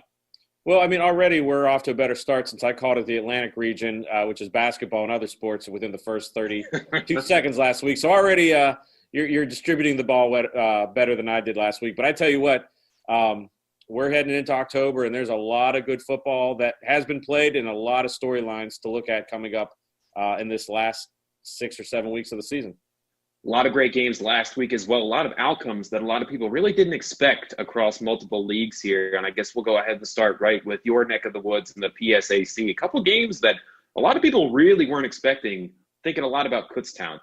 Well, I tell you what, that Kutztown at Shepherd game, you never want to bet against Shepherd at home in Shepherdstown, West Virginia. They have probably one of the best home field advantages in Super Region 1, if not the country, just the way the stadium sits there. Right. And Kutztown coming off of a loss at IUP, I think a lot of people discounted them. And I tell you what, they went in and by all accounts played a solid game. I don't know if Shepherd played the game that they are capable of playing, but, you can't take any plays off. And Kutztown came out with a 37-29 win, and that's a game that's going to have implications on the PSAC championship picture and also possibly playoff implications later. You think about it, those multiple teams, you throw IUP in the mix as well. I mean, they had all beaten up on each other here in the first 3 weeks of the season, and it's just been impressive to see who's really bringing what to the table. Yeah, that's one of the cool things about the way the PSAC is set up. 2 divisions, and, each division is probably 3 or 4 teams heavy. So going into every season, there's going to be probably half the league is going to be in line for a possible PSAC championship game appearance. But more importantly, fighting for one of those 7 NCAA playoff spots when it comes time. So it's a slog each and every week. And as we look at the scoreboards, first weekend of divisional play in the PSAC, we already talked about Kutztown at Shepherd, Cal U surviving at Edinburgh 20-12. And then you go down the list, Shippensburg has, by all metrics, has been impressive this year offensively. They always have been, but it seems like very surprising. And it seems like they're a little bit more defensively responsible this year. In years past, you would see Shippensburg games being like 54-47, but it seems like the offense, led by Messina, who's been there probably 5 or 6 years, it seems like, with the COVID year also in there. So you have a leader there that's been around the wars, and if Shippensburg can just have enough defense, they could really surge to the top of the PSAC East. Really no other big close games this week that in the PSAC or this past weekend that are really shocking. Other than that Kutztown, that was by far and away the highlight of the week, Right. the Kutztown Shepherd game. But moving back, I'll tennis serve the shot back to you, Colin. The MEC. Yeah, you know what? Each and every week, man, there's something going on. Yeah, I'm going to say this may be one of the biggest, if not the biggest week here. The top 4 teams in the preseason poll are all going at it this week, but we'll talk about that a little bit later here. But wrapping up just some of the scores from this past Saturday, there were a couple of surprises. Just as I said in last week's show, West Virginia State gave Notre Dame a run for their money. It was a low-scoring game at the half, and of course, just as I had gone along with the narrative that West Virginia State struggles to finish games, they did struggle, in fact, to try and close that one.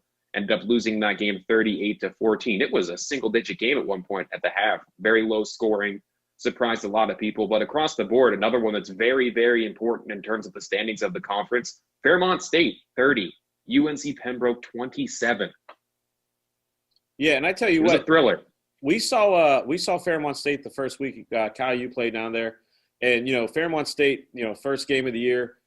I don't think they had anybody coming back with a lot of experience on the offensive side, but you could tell defensively they were going to be good enough to keep in games, and they could be one of those teams that, once that offense starts getting some experience and rolling, they may have enough defense and they can get enough points. They can surprise one of these top teams and make things different. Again, conference is one thing, but, if you lose too many games, there's only seven spots in the playoffs, and that seems like a lot until you realize there's about 60 some, maybe not 60, but there's close to 50, 55 teams in Super Region 1. And of course, one of the other really notable ones here, Charleston found their way to bounce back immediately, playing against Alderson Broadus. AB of the Battlers tried to battle, but Charleston ultimately put up 69 points on them in that matchup, a 69-7 final score. Yeah, and Charleston, you saw them a week ago. You knew they were going to bounce back, and Alderson Broadus early in the season, it seemed like they might have righted the ship, but Charleston got back right in a big way at Philippi, West Virginia. That's really most of the notable scores from last week. We'll talk about this week's schedule here later on, but right back to you here. Let's talk a little bit about the GMAC and what went on over there. Well, the GMAC this past weekend, a lot of non-conference matchups. Every game, I believe, was a non-conference matchup, and there was some really unique scores there. Kentucky Wesleyan, a team you saw, getting the home win against William Jewell College, 41-21. But if you look down, possibly this, we talked about the Kutztown Shepherd game being a big game, but possibly nationally, the Ohio Dominican Indianapolis game, it's not a regional game, but a very important game when you talk national rankings and also possible, playoff considerations. Ohio Dominican going to Indianapolis, finishing off the Greyhounds 19-16 in overtime, in a place that's not easy to play. And, whenever we've said it before, when it comes time for the regional committees to debate, that's a good out-of-region game to have on your resume. And looking Any other notable things that you really saw throughout the rest of that conference from last week? So really, a lot of high scores. Ashland holding serve against Quincy, 63-23. I thought that game would be a lot closer, but Ashland apparently watched this and said, no, we're going to put up 60-some points. And then if you look down, Hillsdale holding serve at home against Missouri S&T, 38-20 or 38-31. So those are the games. But Findlay losing to Lindenwood. Findlay's been a team recently in the last couple of years that has been on top. So Lindenwood going to Findlay, Ohio, and winning by 12 points, I think is a little bit of a surprise because Findlay, like I just said, they've been a good team the last couple of years, and also they've been a good team at home. So it's the last weekend, I believe they have a non-conference play going into this week. They'll be in conference play. So always something to build on. And I had a chance to talk to Coach Dunn on his weekly coaches show, and conference play and divisional play is an entirely different ballgame because teams know each other. So we'll see what happens this coming week. But back to you on the volley, going to the Northeast 10 and a place that we know a little bit about. You've been there a couple times. I've been there once. But always, there's always some surprises each and every week in the Northeast 10. Yeah, it's been a while for them since they really had a good standout candidate on the national stage, and I think you may see one this year the farther the season goes. Bentley is really putting together a fantastic season so far. They shocked Westchester in their opener. A lot of people didn't pick that. A lot of people didn't expect that, but the two essentially top dogs met this week for that conference, Bentley and American International, and Bentley 35, American International 27. I still that got a lot of international attention, or national attention, I guess you could say, but still, a lot of people were watching that one to see if perhaps maybe this could be a year that the NE10 will send another playoff team. Last one was Assumption way back in, I want to say, 2019, 2018. They got a win. Actually, no, they lost to Stonehill by 27-26. But still, it's been a little bit for the NE10, and Bentley starting to come on strong here. And one of the things with the NE10, again, they're probably a conference that's top heavy by 2 or 3 teams. But, if they are able to get 1 or 2 teams in the national playoffs, that could be an issue for people around here. Yeah, that's a big home field advantage if they can get a home game, because they're so far removed from pretty much anybody in the region other than like a PSAC East team. So if they can get in, firsthand what that drive does to a team. And, it's going to be interesting coming on. We've done it twice. Yeah. And, going into their next round of conference play, or this weekend, the next round of conference play is, the things are going to get clear. But I agree with you. I think that Bentley team is proven early in the season. They went into the PSAC and won a very big game. And I think they're a team to put a star on next to looking through this October portion of the schedule. Bentley cracking the top 25 this week, number 24. They weren't ranked until then, but good for them. And, moving into this week's PSAC schedule, you've got a special team that you haven't seen in the top 25 in a while that made it in there, and you're pretty familiar with them at 25. Tied, I should say. I'm familiar with both teams that are tied at 25. The Cal U Vulcans cracking the top 25, starting the season undefeated. And I tell you what, getting to see this team each and every week coming into the season, I think with every team there are a lot of question marks, just not playing in basically 2 years. But I think on the defensive side, I don't think a lot of people knew how the holes were going to be filled from graduations. I tell you what, they filled everything. Noah Dillo and company are just playing great ball defensively. Offensively, they're still trying to get an identity running the ball, but Noah Mitchell and the wide receivers, Noah's finding about 6 to 8 receivers each week. So an exciting team to watch, and they're going to be at home this week, the Vulcans at home against Mercyhurst for homecoming. And then as you look around the schedule, probably the other notable game in the PSAC this week would have to be in Shepherdstown, West Virginia, Shippensburg traveling to Shepherd. That even before Shepherd joined the PSAC, that was a rivalry. Shippensburg and Shepherd separated by maybe 45 minutes of Interstate 81, and that is going to be a fun game to keep track of. And I tell you what, I would not want to be Shippensburg. Shepherd does not want to lose.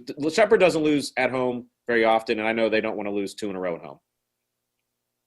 I couldn't imagine them losing 2 in a row. They hung around in the top 25 this week, but they sunk like a rock. Went from 10th to 21st. And Colin, I know I'm looking at the MEC schedule, and I can't wait to see which games you pick, because there's a couple I would star right here off of your schedule. Number one, obviously, we're going to be keeping a very, very, very close eye on Notre Dame College in Charleston, with the Golden Eagles hosting the Falcons of NDC. That is a very important one. This is the top 2 teams in the MEC preseason poll. Notre Dame number 1, Charleston number 2. And these two can beat up on each other. The path for Frostburg State gets a lot easier, to say the least here. All they would have to do is just take care of business next week against the Falcons on the road. But still, Frostburg State's got their hands full this week. UNC Pembroke taking the trip up here to Bobcat Stadium from North Carolina. 2 very interesting ones. Well, I tell you what, yeah, we talk, obviously you talk to me a lot about Frostburg State, and it seems that, they're a team that's built for this slog, responsible on offense and hard-nosed defense. And like you said last week, a kind of a throwback team. Yeah, very run-centric here. They really try to lay it on there in terms first and second. Even sometimes you'll see some third down rush attempts, and they just got numerous great backs that can get the job done. It's really fun to watch. It's a kind of brand of football you don't really see as often anymore. You see the ball really thrown around a lot, but just seeing some vintage football has been a lot of fun, plus the stellar defense here. But 2 important ones to watch here for conference standings. And you think about this, Charleston able to steal a win against Notre Dame. That makes next week very, very important, because Frostburg State already has a win over Charleston. If they could get a win over NDC as well, that puts you in the driver's seat to win the conference. But keep in mind, they can't qualify for playoffs this year as they are in the last year of their probation from jumping up from D3 to D2, which just makes it even more impressive. Yeah, especially, like you said, doing what they've done in such a short term, transitioning from D3 to D2.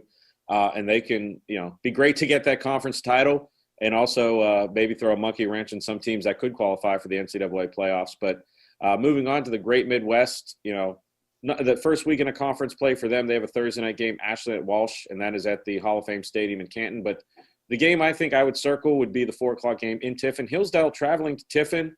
Both teams have historically been solid. Both teams not struggling a little bit, but I don't think making the most of their 2021 season. So that's the game I would circle, especially since Tiffin is a tough place to play. And they're going to look for a bounce back after last week, considering they lost to Truman State. Oh, they're definitely going to be looking to get the bounce back. Hillsdale, that's a long drive from Hillsdale, Michigan. I've done it from Cal PA once. So there's no real easy way to get from Hillsdale to anywhere. So it'll be interesting to see how they respond going to Ohio and then going to the upper right portion of the country. Colin, what do you have for the Northeast 10? A rare Friday game. That'll be a good one to watch here. American International and Southern Connecticut State. Should be a fun one if you have nothing going on. Southern Connecticut sitting towards the middle of the NE10. Of course, Bentley on top, just to really get a chance to watch this team, because I feel like a lot of people are really going to be surprised if they get mentioned towards the end of the year for a playoff spot, and they'll immediately try to discredit the league. But still, take a look at them. They're a pretty interesting team to watch. I saw some highlights from last week and heard other people talk about them really starting to come on as a program. So take a look at that one. Could be a fun one. And what else would be fun is looking at the national rankings, because, you and I both talk a lot about this, that, for whatever reason, the Super Region 1 doesn't get the respect nationally, but there's good football that's being played, and some teams are cracking the top 25 in the AFCA poll. Yeah, down tied for 25th, Cal PA, Indiana sitting there, 2 good teams as well. Shepherd still hanging around as well. Of course, Notre Dame sitting towards the top half of this poll, sitting at number 6. I mean, they're just waiting in the wings for somebody to lose in that top 5, which is very possible the farther into the season things go, and they're looking to try to crack into that. But Slippery Rock still hanging around at the 7th as well. I mean, there's plenty of good teams to choose from here. I know sometimes people don't want to credit that and acknowledge that, but you can't even really discredit it at all. You got to look at it. You got to think about it. And still there's a couple teams waiting in the wings as well, receiving votes. Kutztown's down there again, sitting with 55. Frostburg State with 39. Plenty to choose from.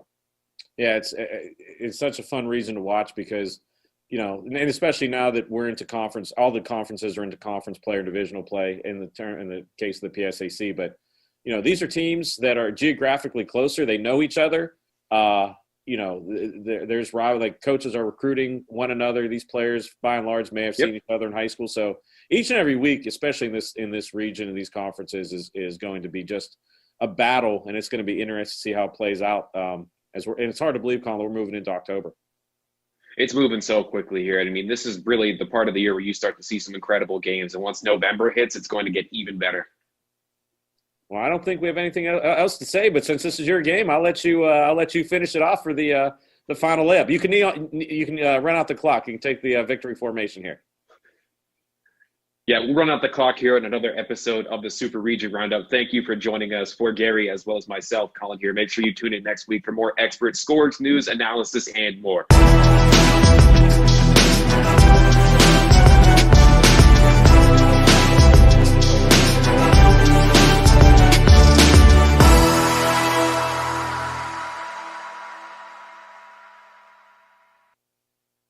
The Cal U Vulcans are back on the gridiron this fall, and CUTV and WCAL give you the best seats in the house. September 2nd at Fairmont State. September 11th versus Lock Haven. September 18th versus Millersville. September 25th at Edinburgh. Homecoming October 2nd versus Mercyhurst. October 9th at Gannon. October 16th versus Clarion. The Coal Bowl October 23rd at IUP. October 30th versus Seton Hill. November 6th at Slippery Rock. November 13th at Bloomsburg or the PSAC title game. All games are live on CUTV Sports 1, the PSAC network, and 91.9 FM WCAL. Vulcan Volleyball is back, and you can catch all the action with CUTV and the PSAC network. After a year away from the court, the Vulcans are set to try and get back to the top of the PSAC. A full slate of action versus such PSAC opponents Gannon, Mercyhurst, Edinburgh, Clarion, Seton Hill, Slippery Rock, IUP, and Pitt Johnstown. Every home game will be live on CUTV Sports 1 and the PSAC network.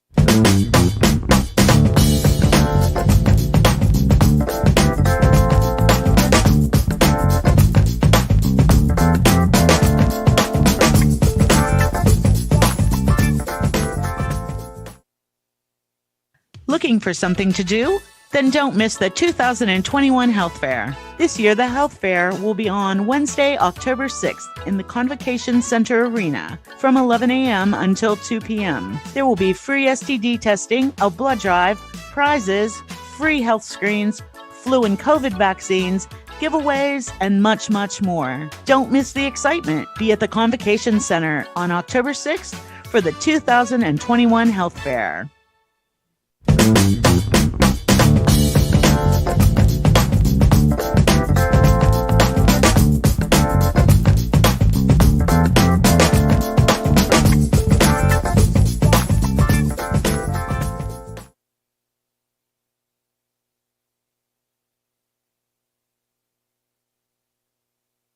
Good.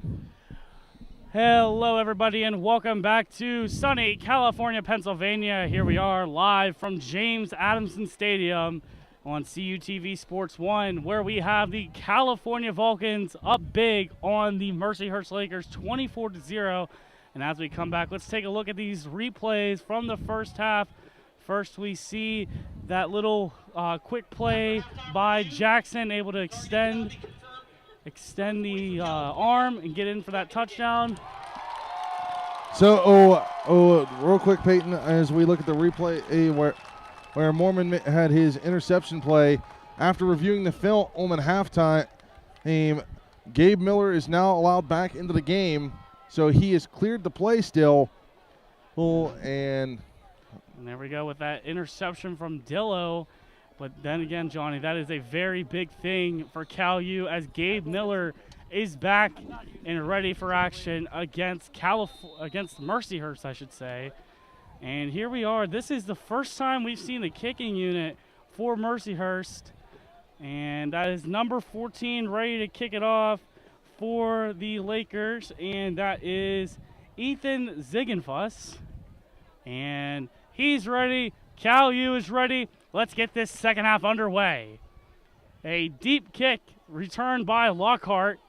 He's looking for a hole to go through. He's able to pick up some yardage and is brought down on the play, probably around the 23-yard line in his own territory. 14:50 left to play in the third quarter. it looks like they forgot to stop the clock. Cal U getting ready for their first offensive drive of the half. We've seen them play very well on defense. The offense were able to put a score up on the board, but it's really been mostly defense between these two teams. Well, Cal U is 2 of 3 inside the red zone today as we got our halftime stats. We'll come back to those in just a little bit. Mitchell fakes the handoff to Brunson, tossing it back to his McCann, and is brought down for a loss by what appears to be number 21, and that's Jacob Hull. And that's a big loss. That's going to be 2nd and 14 for Cal U. And we got a running clock, 14:20 left to play in the third quarter. Mitchell making sure his offense is ready. The "Let's Go Offense" chant is being screamed by his teammates. Mitchell in the shotgun with a back to his left. Getting the snap. Mitchell looking down the middle. Caught! Oh, and a reception. That is Tyson Hill. And a first down. Cal U moving the chains. Let's look at this replay, Johnny. That was a tight window there, as you see. Noah drops back, finds Tyson Hill, right across the middle, and that was a very, and I mean very tight window as it went past 3 defenders. Hill grabs it, goes upfield for a couple of more yards. It's 1st and 10 and for Cal U. I was a little scared on that play, but Mitchell knew what he was doing, and he's proved it all season long. As he receives the snap, he's going to quickly hand it off to Cam Tarrant on the near side of your screen, and is pushed out of bounds by a horde of Mercyhurst players led by number 22, Keith Brickman, on that stop. Looking at this replay, Johnny, what do you see? Yeah, Brunson and bounced to the outside, got a nice little lane, and turned his feet upfield and started moving. Got Cal U 4 yards. And Cal U able to pick up a few on that play. It's going to look like a 2nd and 6 from their own 46-yard line. Cal U trying to push this pace. Mitchell in the pistol, 2 receivers to the far side, 1 to the near. Mitchell handing it off to his back. Looks like that is Brunson on that carry. Able to maybe get 2 or 3 on that play. It's going to bring up a 3rd down and most likely 4. It looks like, Brunson, and it was met by a few defenders, but that wasn't going to stop him as he, once again, he's a big guy. You got to wrap him up by his legs, but guess what? He turned upfield and started moving forward. As we mentioned in this broadcast earlier, Brunson just does not stop those legs until that whistle blows, and sometimes even then. Mitchell in that shotgun formation. He's going to look downfield. Nice pocket protection to Hill. He catches it. Tyson Hill trying to leap, and it is brought down. Vulcan 1st down on the play.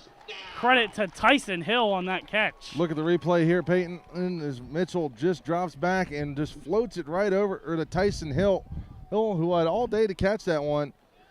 And here we go again. Mitchell, quick little pass to Jaquay Jackson, able to get maybe 1 or 2 on the play.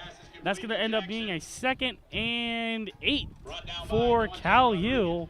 11:30 left to play and rolling in this 3rd quarter. 24-0 for the Vulcans. Yeah, Mitchell has completed 4 straight ones on this one. Mitchell trying to get the call from the sidelines here. Looks like he's got it, and this offense is ready to go. They've been very consistent, and they've been pushing this ball forward on the Laker defense. Mitchell receives the snap. Oh, and it is blocked away. Intended target was Lockhart, blocked away by number 22, and that's Brickman. We've called his name quite a lot for the Lakers. Brickman's been a big player for this Laker defense. And we see Cal U taking over from the Mercyhurst. Looks like the 33-yard line. Going to bring up a 3rd and 8 now for Cal U. Mitchell in that shotgun formation.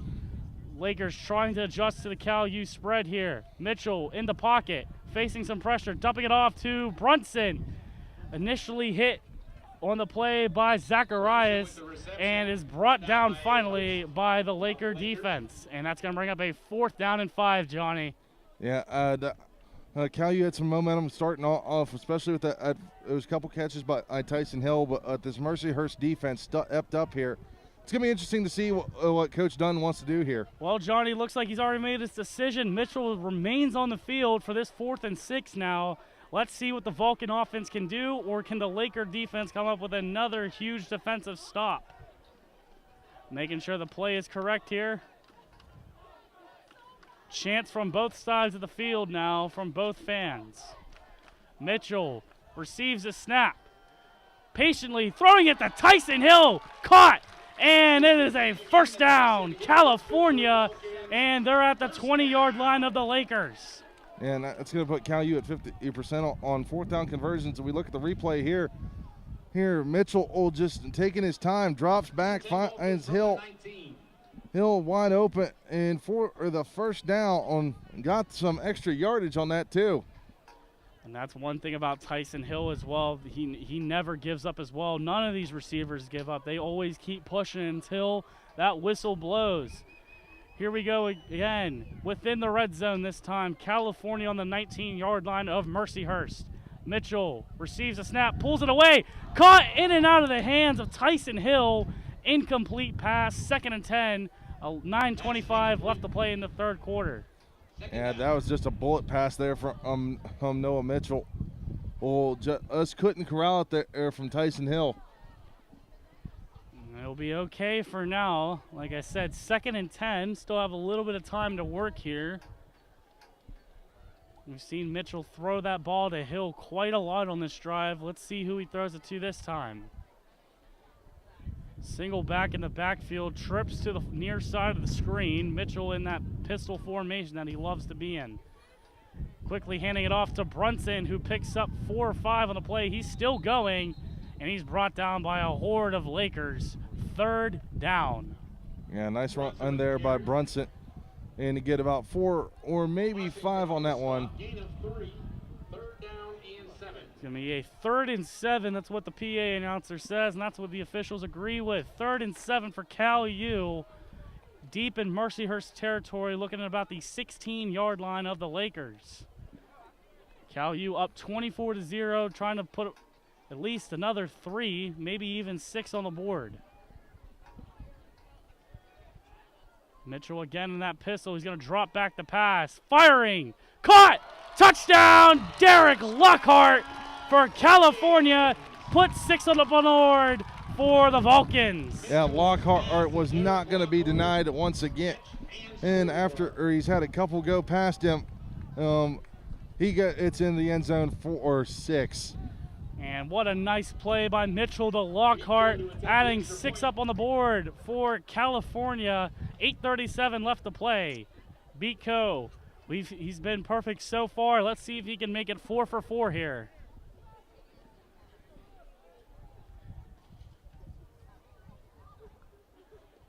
The snap, the kick is up, and it is no good. I might have jinxed him. I am very sorry, Beatco. 3 for 4 for him. 8:37 left to play in this third quarter. 30-0 is your score. California for the PSAC Network, CUTV Sports 1, and 91.9 FM. We'll be right back after the break. The Cal U Vulcans are back on the gridiron this fall, and CUTV and WCAL give you the best seats in the house. September 2nd at Fairmont State. September 11th versus Lock Haven. September 18th versus Millersville. September 25th at Edinburgh. Homecoming October 2nd versus Mercyhurst. October 9th at Gannon. October 16th versus Clarion. The Coal Bowl October 23rd at IUP. October 30th versus Seton Hill. November 6th at Slippery Rock. November 13th at Bloomsburg or the PSAC title game. All games are live on CUTV Sports 1, the PSAC Network, and 91.9 FM, WCAL. Welcome back to California, Pennsylvania, Adamson Stadium. The Vulcans are up 30-0 on the Lakers. And the kick is away, and he's brought down on that kick return. Johnny, you want to walk us through this replay here? John Hutchinson on the stop. Once we get the replay graphic up here, I'll talk about it. But good play from the Vulcans here as Derek Lockhart made the catch and run, and for the Vulcan, and after being denied earlier, or a touchdown where it got ripped away from him. And the Mercyhurst is back up on the field with their offense, going to try to get up on this scoreboard. They have yet to succeed yet. 1st and 10, Lakers taking over about the 27-yard line in their own territory. Carter still under center. He's going to take it himself, and he is knocked out of bounds. Probably gain of about 1 by number 47. That's Toby Miller, or Matt Toby. Matt Toby coming up big for the Vulcans on a big first down stop. 2nd and 9 for the Lakers. Yeah, Matt Toby, pardon me for getting that one mixed up. Getting mixed up with a different name from a player we've seen earlier this year. We still have the Laker offense out on the field. 2nd and 9. Carter gets that snap. Bullet caught, and he is wrapped up immediately by what appears to be Maddox. Excuse me, that was Micah Tillman on that stop for the Vulcans. And on the catch was Cam Baremore. We called his name a few times today. This Mercyhurst offense has to get something going here, especially on this 3rd and 4 in their own end. Let's see what they can do here, or the Vulcan defense is going to clamp down and stop them yet again. Yeah, watch it at power or spread offense there. Mercyhurst taking over at about the 33-yard line. There's a flag on the play. False start going against the Lakers. It's going to back them up even more, and that's not very ideal, as it'll be a 3rd and long. It's going to be a little hard for them to convert here. That's going to be Connor Rust on the penalty. 7 minutes left to play here in this 3rd quarter. Cal U up big against Mercyhurst, 30-0 in this PSAC West showdown. It's a Cal U homecoming game. A lot of very fun festivities. Got to do the homecoming parade a little earlier. We saw the king and queen being crowned at halftime, and we're back in the action. Carter up the middle, he catches it, and he's gonna break that 1st down plane and pick up a 1st down for Mercyhurst. And he's brought down by Marvin Maddox and Justin Hill Jr. on that reception for the Lakers. And it looks like Mercyhurst will take over at the 38-yard line in their own territory with a fresh set of downs. 6:17 left to play in the 3rd quarter. Mercyhurst going to spread it out here. Carter in that pistol format. Going to get the snap easily, throwing it away. And are the refs going to give him that catch? They are. And looks like they will be awarding him with that completion. This is incomplete. Oh, it's incomplete. Looks like that ball touched the ground before Baremore was able to get a hand on it. 2nd and 10 now. Yeah, Carter. Incomplete pass. Carter not happy about that one, and as he walks over to the sideline to get the signal, because he was excited, he thought it was completed, and it looked like it was complete, Johnny, but you got to survive the ground, and that's the rule. Officials got a better look than we do on the field, able to see things a little bit more clearly than we can. I do have a score update for us, Peyton, as Bloomsburg and Westchester in a close one, 21-20. Westchester leads it, and Edinburgh leads at 7-0 against Seton Hill. Carter scrambling to his right, downfield, caught by Mercyhurst. He's able to get out of bounds. There is a flag on the play, caught by Hill, and he's able to get out of bounds. Let's see what this flag's about. Holding call going against the Lakers. A 10-yard penalty. They'll be backed up. That was the offensive tackle, Connor Rust, once again getting called with it. As we look at the replay, right there's the hold, but Carter just dropped a bomb on that one. And as his receiver makes the catch and walks out of bounds, but it's going to be nullified due to the penalty.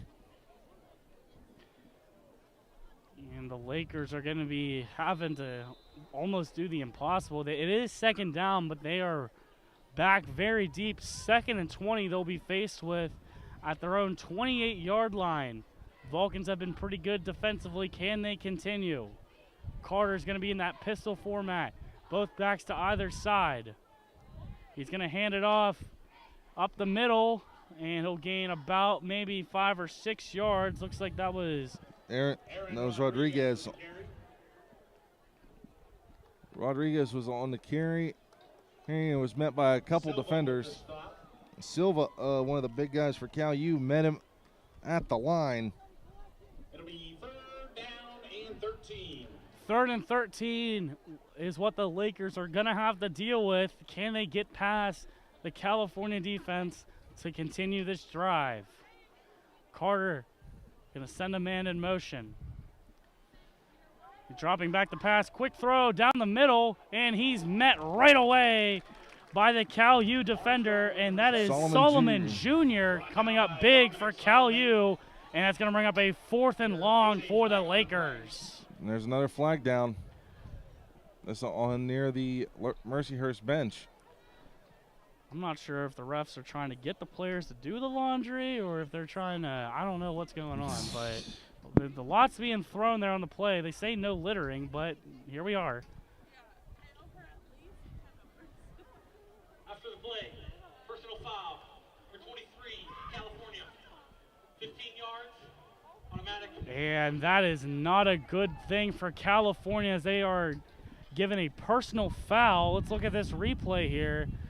And that call was going to be on Solomon, who made the tackle. He's just not able to stay disciplined enough as he's given a personal foul. Automatic first down for the Lakers in California territory, taking over at the 46-yard line. Yeah, can't be doing that, Ed. You got to stay disciplined. You had them pinned. Carter, long ball. Can he reach it? And in and out of the hands of Joseph Wells. No, my fault. That is the wrong player. That is Makai Burris. Was the intended target on that. Incomplete. 2nd and 10 now for the Lakers. Yeah, that was a high ball on that one. And now with the wind starting to pick up here, you're going to have to be a little stronger on them throws because guess what? Well, you throw another ball like that, it could be blowing towards a Cal U player. Carter taking over in the pistol. Going to give it to his back for gain of about 3 or 4. Looks like that was number 13 on the carry. Shantez Moas, first time I have called his name today. Usually a pretty big contributor for the Hurst offense. Hasn't been today. With 3:50 left to play in this 3rd quarter, the Lakers are faced with a 3rd and 5 on the Cal U 46. An easy catch by the Lakers, met immediately by a horde of Cal U defenders. On the catch was DeAndre Cooper, able to hang on, and it's going to be a 3rd and short for the Lakers. Noah Dillo stepping up big there. We see that on the replay. Carter able to find his man, and he's able to go nowhere as California is all over that. So we got a score update for you, Peyton. With 3 minutes to go in the 4th quarter, Gannon leads IUP 28-23. Oh my, oh boy, that's very interesting. It's definitely been a wild day here. And a little run up the middle, and it's going to be a 1st down for the Lakers as they're going to continue this drive. California not able to make that big 4th down stop. And Carter and the Laker offense will continue on. And looks like they're going to set up shop at around the 35-yard line of California. Clock ticking, 2:30 left to play in this 3rd quarter. Again, these stink bugs and bees are just everywhere today. 'Tis the season. And I'm not talking about Christmas. Oh, boy. Carter under center now in that power I. He's going to hand it off to his back, able to get up a few yards there on the play. That's Moss yet again. He's going to fight through the Vulcan defense for a gain of about 3, 2nd and 7 now for the Hurst. And you see it again on this replay. Shantez Moss able just to break a little bit through the defense, but not enough for the 1st down. Yeah, Brown and the rest of that defense standing tall there.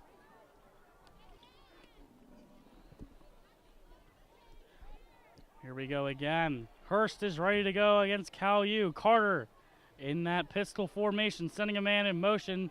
Oh, and he's met abruptly. Carter dumping it off to his back. He's able to catch that and is met right away by Dillo and a few supporting cast members for the Vulcans. Correction on that one, Peyton. That score was final. 28-23. IUP holds on to win. I read that wrong. The way that the scoreboard was set up. IUP able to come away with a very close win over Gannon.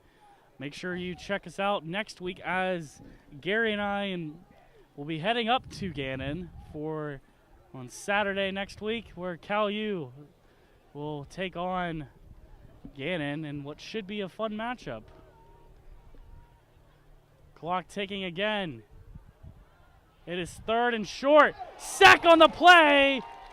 And the ball came out. The ball came out. The refs blow it dead, and that's Matt Toby with a big sack on Carter, and Carter is slow to get up on the play. Take a look at the replay when we get a second. But as you said, we have an injury here. Carter. But the defense standing up tall here as Toby and the rest of the defense from Cal U get in there and just level Carter in the backfield for a major loss on that one. Toby didn't hold anything back on Carter, as Carter is still down. It looks like he's on one knee, surrounded by his teammates and the trainers. Hopefully everything's all right. You don't like to see athletes go down with injuries. Never. And while we have a bit of a break here in the action, let's take a look at some PSAC West standings. Cal U is on top at 4-0. Slippery Rock also 4-0. IUP says 2-1, but now are reading 3-1 in the standings. You got Gannon and Seton Hill both tied at 2-2. Mercyhurst at 1-3. Edinboro and Clarion towards the bottom at 0.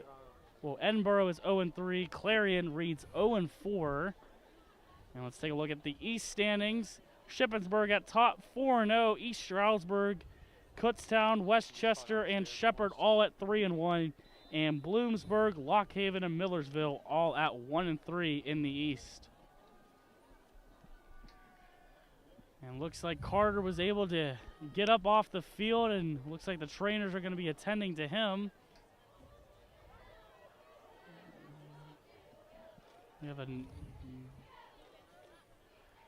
Mercyhurst offense. And a pass is complete.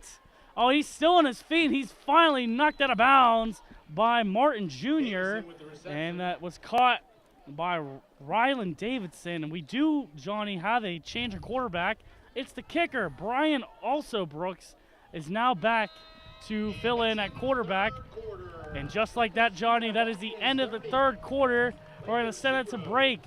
30-0 is your score in favor of California for the CUTV Sports 1 PSAC Network and 91.9 FM. Don't you go anywhere. We will be right back after these messages. The Cal U Cupboard connects students to information, services, and resources both on and off campus while providing free items such as food, school supplies, personal hygiene items, and more to our students. Visit our 2 locations at the Vulcan Village Clubhouse and Atali Student Center, or for a contactless option, visit bit.ly/Cal U Cupboard to request food or give donations. For important Cal U information, community resources, and our how-to series, follow at Cal U Cupboard on Instagram and the campus-wide announcements.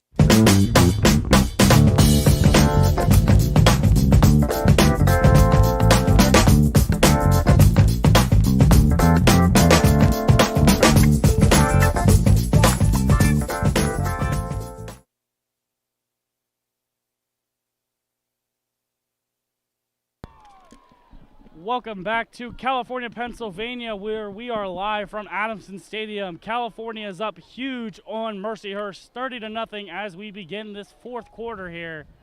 And Johnny, this has not been a great game for this Laker offense. Yeah, definitely been a wild one. And it started out as a defensive struggle early on, and now it's been all Cal U this second half. And as we said in the last quarter, there was a change in quarterback, and that is also Brooks. Excuse me, that is Carter. He's back in, recovering from that, and that's Noah Dillo wrapping Carter up after he gained about 2 there on the play. 2nd and 8. Let's look at this replay, Johnny. Yeah, Noah Dillo once again, and been a big factor part of this defense as he breaks through the line with this defense and wraps him up along with a herd of other Vulcans and makes the stop around the 20-yard line. We have a little bit of a break. We'll take a look at some stats here. Mercyhurst able to only get 9 first downs compared to Cal U's 12. That's a big problem they're facing. Carter trying to dump it off to his back, and that is a big no, as the pass was intended for Sean Banis, and it is 3rd and 8, Johnny. Yeah, the defense standing tall all here again is number 97, and Stephon Brown made it in there. Here, another thing, look at Peyton on stat-wise, has been these 3rd down conversions. Cal U 7 of 11, and 1 of 11 for Mercyhurst. But another thing has been time of possession. Both of these teams have held it for almost the same amount of time, and around 22 and a half minutes. That's almost hard to believe. Mercyhurst getting the snap. Carter to his receiver, and he can't hold on as that ball touches the turf. Incomplete pass. 4th and 8 for the Lakers. Pass was intended for Tate. He just couldn't hold on to that ball. And looks like Carter's going to stay out on the field for the Lakers as they are within the red zone, taking over at the California 19-yard line. I'm actually kind of surprised at this one, Peyton, and I thought you'd just take the points at this point when you got on Alsobrook, who during warm-ups was kicking from the 45-yard line. And here we go. Carter dropping back, firing, finds his man, and he is not able to get to that marker. He's pushed out of bounds, just short of that first down. Change of possession here. California takes over deep within their own end, and we see this replay here. You know, the back almost got to that first down marker, but it was not meant to be. We see Carter dropping back here in the pocket. Nice throw, and the catch by what appears to be number 86. Hicks, as he got blown up by Jamal Martin Jr. and a couple other defenders for the Vulcans. Cal U going to take over at their own 13-yard line, 1st and 10. Let's see if they can get out of this this area. It's a little bit dangerous here. They're going to give it off to Lockhart, who's going to get the outside, getting a stiff arm. And he's just going to be swallowed up by the Lakers. And it might be a little bit extracurriculars down there between Lockhart and that was Zachariah with had some words and jawing right after the play. Yeah, as we look at the replay, Lockhart really had nowhere to go. Oh, after he had that stiff arm, there was a herd of defenders. It was a good stiff arm, but he just wasn't able to turn on the Jets and make a big play. It's going to be, looks like the flag is waved, our first waved flag of the game. About time, Johnny. The 2nd and 10 now for Cal U, taking over again at their own 13-yard line. 13:32 left to play in this 4th quarter. Actually, 13:55 is the time that's supposed to be on the clock. Mitchell in that pistol format. 2 receivers to the far side, Tyson Hill to the inside. Brunson to the left of Mitchell here. Dropping back for the pass is Mitchell. Downfield. Caught! Tyson Hill! He has nothing but room. He's at the 30, 25, 20. He's finally brought down on the play by Dante Rodriguez, but not after a huge gain by Tyson Hill. And we're in Mercyhurst territory. Take a look at the replay here, Peyton. Tyson Hill, wide open, and just gets behind all the defenders of Mercyhurst. Turns on the Jets. Takes it well inside the 20. He right around the 20-yard line, down to the 15 before he stopped. It's going to set up a hot Cal U offense. California taking over from the Mercyhurst 21-yard line, just outside of that red zone marker. excuse me, the 15. I couldn't particularly see on that one. Mitchell's going to hand it off to Brunson, able to pick up a few yards for the Vulcans. Looks like that's going to end up being a 2nd and 5 for Cal U. Nice little run there by Brunson, and just cuts inside and dragging defenders once again. Valley Smith is the defender for Mercyhurst to make the stop. Bring up a 2nd and 6 here for Cal U. Vulcans are looking to strike. They're knocking on the door of the Lakers once again. We've seen them convert. Let's see if they can do it again.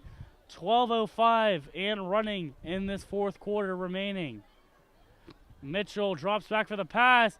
Up deep. Lockhart! Oh, and he just cannot hold on as he just drops it at the back corner of the end zone. Incomplete pass. 3rd and 6 for California. Yeah, Lockhart just trying to go for that over-the-shoulder basket catch. Just couldn't make it. It just looked like it was just over the reach of Lockhart. And with that incompletion, again, it'll be a 3rd and 6 for California. 11:56 left to play in this 4th quarter. Ball will be spotted at the Mercyhurst 11-yard line. Excellent field position. Let's see if Mitchell and his offense can convert.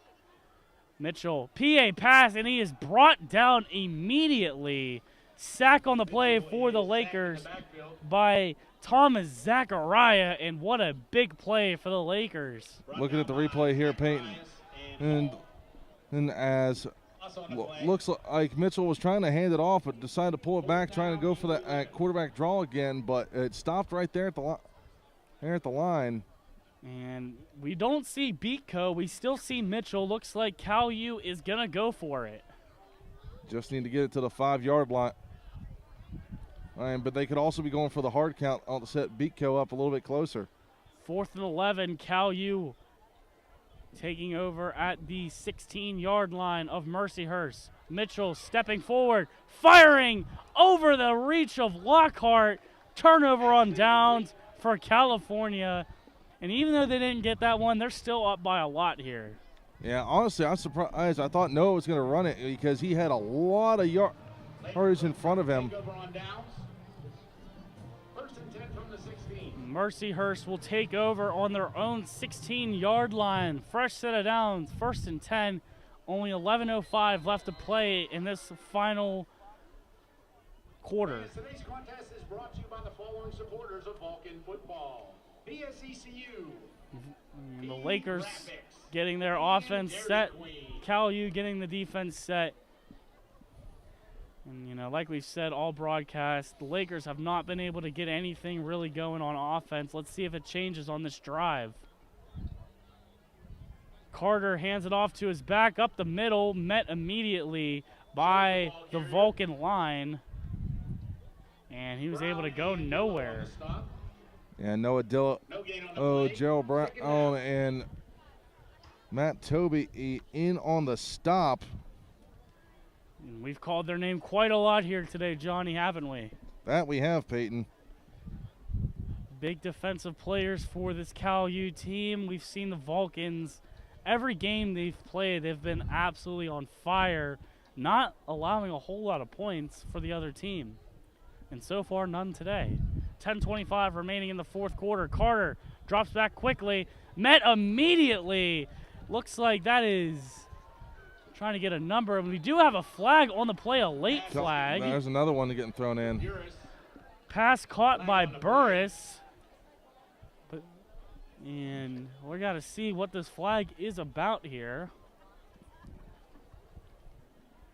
After the play, unsportsmanlike conduct, taunting, number 1 on the defense.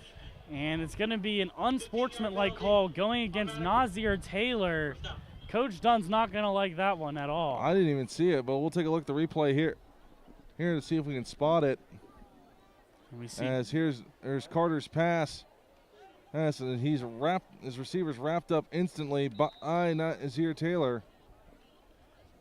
Looked like, you know, Taylor tried to just celebrate that big defensive stop there. The refs thought he did it a little too much. and they gave him the taunting flag. It's going to be a 1st and 10 for Mercyhurst at their own 35-yard line. 9:55 and counting. Carter rolling to his right, and he's just going to throw this one away as he didn't see anybody open. Yeah, had Gabe Miller, who's back in the game after the review of the targeting call, knocked up, hit Carter right as he threw. Ooh, and he threw it right into the Mercyhurst bleachers. 2nd and 10 now for the Lakers, again from their own 35-yard line. Let's see if they can get anything going.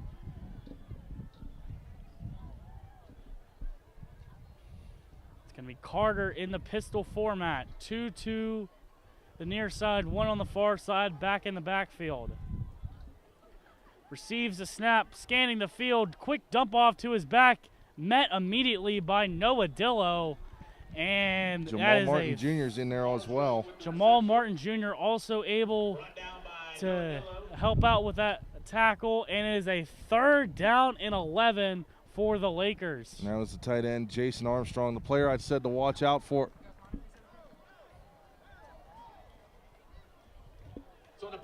$9:20 remaining in this 4th quarter. 3rd and 11 for Mercyhurst. And we know how they've been on 3rd downs. Not very good is the answer.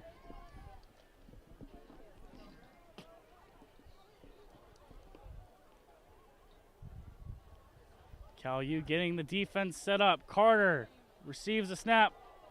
And that ball just is not being able to be held on as the pass was intended for Barrymore.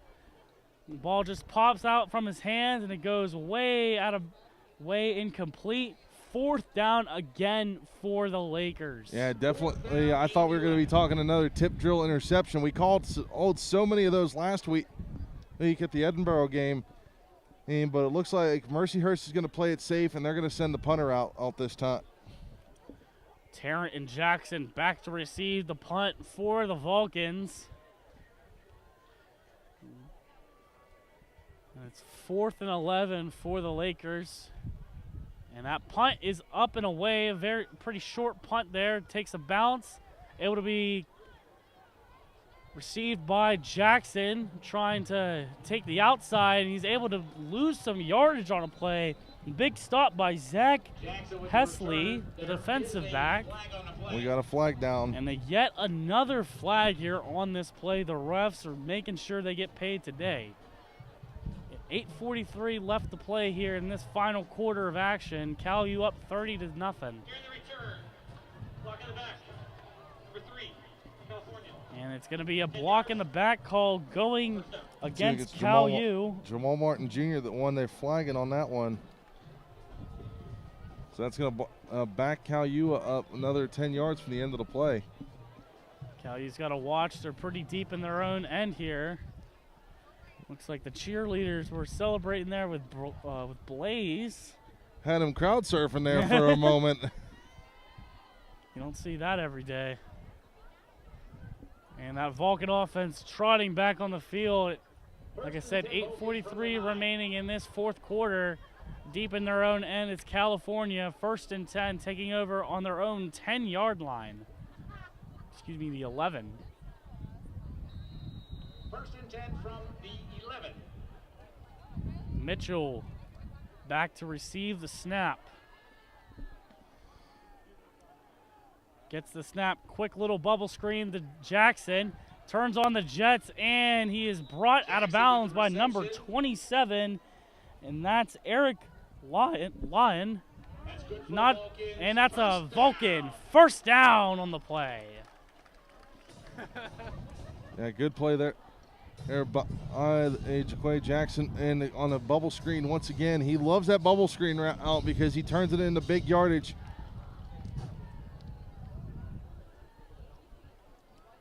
Now Cal U will take over from their own 21-yard line. 1st and 10, 8 minutes left to play.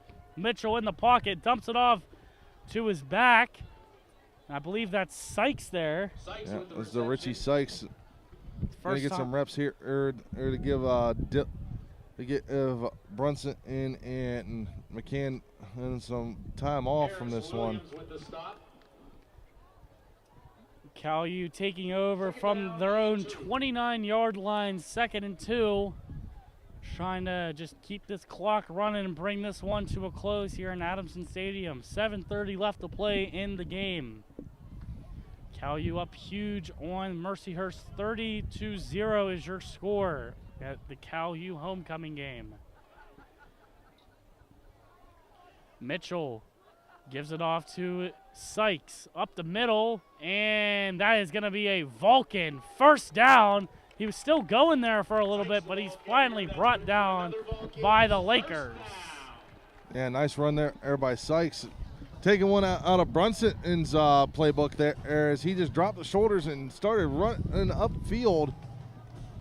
And that's what you got to do if you want to succeed as a running back. You got to drop those shoulders. You got to keep running. You got to face them head on. That's what you got to do. That's what Sykes does. That's what Brunson does. That's why there's such good running backs for California. 6:40 remaining in the fourth quarter. 1st and 10 for Mitchell in this offense. And the shotgun. Gets the snap, hands it off to Sykes yet again, taking the far outside corner. And what a big hit by Sykes as he's brought down out of bounds. Flags down on. I think there's going to be a late hit and out of bounds, but we'll see. And looks like that was number 18 that was able to bring him down finally, and that was Jonathan Banks. That's what it looked like from up here. Going to get a call from the official now.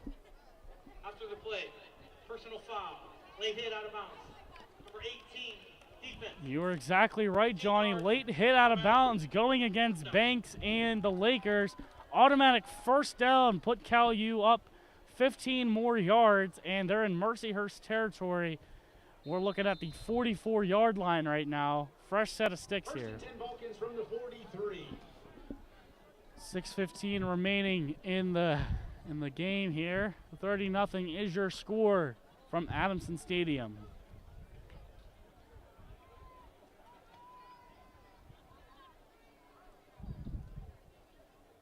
Mitchell receiving the snap, dropping back, looking downfield. Caught! And he was able to bring that down. That's Edenfield, and that's another Vulcan first down. The Laurel Highlands product at it once again. And as we take a look at the replay here, just got a little seam route out right in the middle of the field. Old Mitchell sees it, finds Ian Edenfield. Old gets a nice chunk of yardage. It sets him up well inside of Mercyhurst territory. And there, Cal U taking over from the Mercyhurst 22-yard line again with a fresh set of downs, and they've been marching right now. They say when the Saints come marching in, when the Vulcans come marching in, it is now. California just outside, and they're just going to call a simple timeout. Looked like Mitchell trying to do a hard count there. It didn't work out. And California takes a timeout with 5:11 remaining in this fourth quarter. Just a reminder to all fans, to end homecoming, there will be a spectacular fireworks show at 7 o'clock in the parking lot, so stick around. Yeah, just being announced here. If you're in the local area, was not able to make it to the game tonight, well, you might want to come down here to Adamson Stadium tonight. At 7 o'clock, fireworks show here on the campus of California University of Pennsylvania to wrap up the homecoming festivities. But I think we have one more tomorrow. Oh, it's scheduled as a women's club hockey game tomorrow afternoon, or tomorrow night, I should say. 9:45 start at the Ross Draver Ice Gardens it's Cal U versus WVU. And make sure you go and support the Vulcans tomorrow, as even though it might not be an NCAA club, it is a club sport here at Cal U, women's hockey and men's hockey. Gotta love it. Vulcans back out on the field. He's got Sykes there right beside him. Jackson and Hill on the near side. Looks like Tarrant to the far side. Mitchell gives the ball. Passes it right down the middle to Lockhart. He's still on his feet. He's in the 5. Did he break the plane? I don't believe he did. I think he's down at the 1. And that's Lockhart with the reception down at the 1-yard line. Look at the replay here, Peyton, as you see Lockhart just catches it right in the breadbasket and takes it forward or dragging the defenders and trying to reach in for that score, but not enough to get in there. But he's going to give his team a good chunk of yardage for the first and goal from the 1-yard line. A big play by Lockhart to put his team literally at the door. They're at the front door on the rug trying to wipe their feet and get in for the score. Mitchell under center. He's going to roll to his right. Dump pass. Touchdown, California. And that's number 84. Junior McCary. Mitchell's pass complete to Junior McConaughey. McConaughey, excuse me, I Junior mispronounced McConaughey. that. And sorry to his family if they're listening. And as take we a- look at the replay here, it looks like he's going to hand it off to Sykes and just rolls out to the near side and finds McConaughey in the end zone on 4-6. What a nice little roll by Mitchell and an even better catch by McConaughey to put the Vulcans up for 6. Beat Co. He's 4 for 5 or 3 for 4 today. The kick is up, and it is good. Your score here at Adamson Stadium, 37-0 for California. 4:18 remaining in this fourth quarter for CUTV Sports 1, PSAC Network, and 91.9 FM. We'll be right back after these messages. Jordan knows he shouldn't eat this entire bowl of nachos, but tonight he's earned that right. Because a few hours ago, in the middle of happy hour, he recognized a sign. Not from the gods or a bolt of lightning, but from a double heart, a kissy face, and a fourth ha in ha ha ha. That's when Jordan knew he was buzzed. So when it was time to go, he got a ride home instead of driving. Be a legend like Jordan. Recognize your buzzed warning signs and get a ride home. Buzz driving is drunk driving.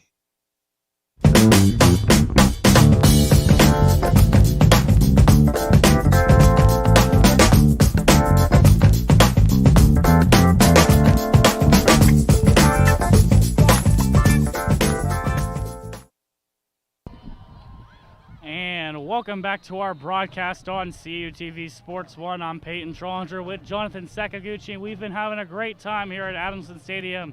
Cal U up big, 37-0 on Mercyhurst late in this fourth quarter. He receives the kick, and he was tripped up just a little bit. Ball is out. The ball is out, and looks like it was recovered by Mercyhurst before anything bad happened. Yeah, let's take a look at the scoring drive for Cal U, as Mitchell was able to roll right on that play, and he was able to find McConaughey for that easy 1-yard touchdown, putting up more points for the Vulcans. Blaze hammering away down there at the end zone. Going to be another 6 more times. At least 37 times he's done that. 4:10 remaining in the game here. Dropping back the pass, and he's able to hold on with the sliding catch. First down for the Lakers. Barrymore or diving to make that one, but Carter hit as he throws. Watch the replay here. Carter had all sorts of pressure gotten knocked off his feet. Eaton Barrymore or diving, having to dive and slide across the field to make that catch. You got to do what you got to do in the sport of football, and to make a play, that's what he had to do. 3:35 and counting remaining in this last action of play, last quarter of play here. Carter under center, 2 backs behind him, receiver on either side. Carter giving it off to his back. Not able to go anywhere, as he might actually be stopped behind the line of scrimmage there. Yeah, lost a couple on that one. Noah Dilla, Gerald Brown, and Logan Burnsworth, all in the backfield, to make the stop there. And Mercyhurst will take over on their own 40-yard line. Looks like it'll be 2nd and 11. 2:55 and rolling in this fourth quarter. Carter takes his Lakers out on the field. He's going to go under center. Same formation as last play. Carter drops back. He's going to throw a deep one downfield, and that's going to be way over the head of Barrymore, and that's going to bring up a 3rd and 11. You know, Johnny, we've noticed that Carter, you know, he has a cannon of an arm, but so far it has not been very accurate. Yeah, he's trying to get distance, but sacrificing the accuracy with it. But you got to try to find that perfect balance. I admire what he's been trying to do here today, getting that at long ball all throws. But you got to make sure your receiver's going to be there. But you also got to factor in, Peyton, that the wind is blowing that direction and that he's been throwing in. Here we go, Carter. He's going to step up in the pocket and take it himself. And it looks like he'll be tripped up by Marvin Maddox, I believe, on the play. And that's going to be a 3rd and what looks like 3 on the play. 4th down. That was 3rd down. 4th down and about 3 for Mercyhurst. They will take a timeout, however, to stop this clock. 2:16 remaining in this 4th quarter, Johnny. What do you think Mercyhurst does on this play? Gonna have to. They are definitely gonna have to tighten it up just to try to at least get something on the board, or make short or passes that you're gonna be able to complete. But you're gonna have to figure out what you're gonna do here on 4th down with 2 minutes to go. And you know, Johnny, if they don't convert on this one, this might be the last time we see the Lakers with the ball this entire game. It's very well the possibility. We know how the Vulcans love to run down that clock, especially when they're up big. They're very good at it, and they're very capable of it. California sends out the defense. Mercyhurst sends out the offense. We're ready to go here on this 4th down and 3 from the Mercyhurst 48-yard line, just about midfield. Carter will set up in the shotgun. 2 receivers on either side, a back off to his right. Carter, quick pass up the middle, and it's tipped away, incomplete. I believe Noah Dillo got some fingertips on that, and it's a turnover on downs. California will take over on the Mercyhurst 48-yard line. Yeah, good to see some good sportsmanship as both the offense and defense has come off the field here. Shaking hands. No, and this is probably going to be the last drive of the game. But good attempt there by Mercyhurst for that short, quick pass. Try to get something over the middle. To get the 1st down. But this Vulcan defense has been standing strong today. We've seen this defense stand strong before. We've seen them stand strong today. 37-0 is your score. 2:13 remaining in the game. Looks like we have another change in quarterback. Mitchell is out, and Wyatt Hurt is in for the Vulcans as that run was taken.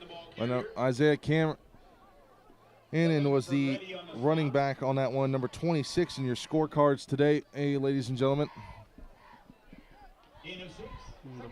Pretty big gain by the Vulcans. 2nd and 4 now for Cal U. Minute 45 and rolling. Vulcans just simply taking their time trying to run as much clock off as they can. Hurt will line up under center. Receivers on both sides, single back. Sends the receiver in motion. Hurt will give it off to his back. Met immediately by the Mercyhurst starters. That's going to be a loss on the play for Cal U. Yeah, Mercyhurst smelt that one coming and just stacked everyone at the line for the stop. 3rd and 6, surprisingly only a loss of 1 on the play. Thought it was going to be a lot more than that. Cal U on the Mercyhurst 44-yard line. 3rd down and 6. Clock is running, just under a minute left to play in this contest. Hurt under center, same formation as last. Hurt hands it off to his back, and he is brought down in the backfield on the play. That was number 26 with the run. That was Cameron once again on the carry, and it's going to bring up 4th and about 8 with 30 seconds left to go here in regulation time. Looks like the score clock is a little bit underneath the play clock. It's a very good thing for Cal U. They're in the huddle. They might just let this one run out. Might have to get one more off before. And Johnny, I think that's going to about do it here. We have Cal U walking out on the field, and that's going to do it here from Adamson Stadium. California remains undefeated, going to 5-0 on the season, beating Mercyhurst 37-0 is your final score. For the rest of the crew and Jonathan Sakaguchi, my name is Peyton Trollinger. Had a fun day today. Definitely was a fun one today, Peyton. Good way to go for homecoming weekend. Yes, it is. Looking at these replays here, just to close out the show here, we see that beautiful pickoff by Mormon, that pick six, and just going away at these replays. And here's that Noah Dillo interception that we saw for another pick six there. Big week next week because we got to go up to Gannon. It's going to be a small crew as we go up to Gannon next week, so make sure you tune in. And we'll right back here on CUTV, CUTV Sports 1 on WCAL on the PSACE network. For Jonathan Sakaguchi, my name is Peyton Trollinger. Have a great night.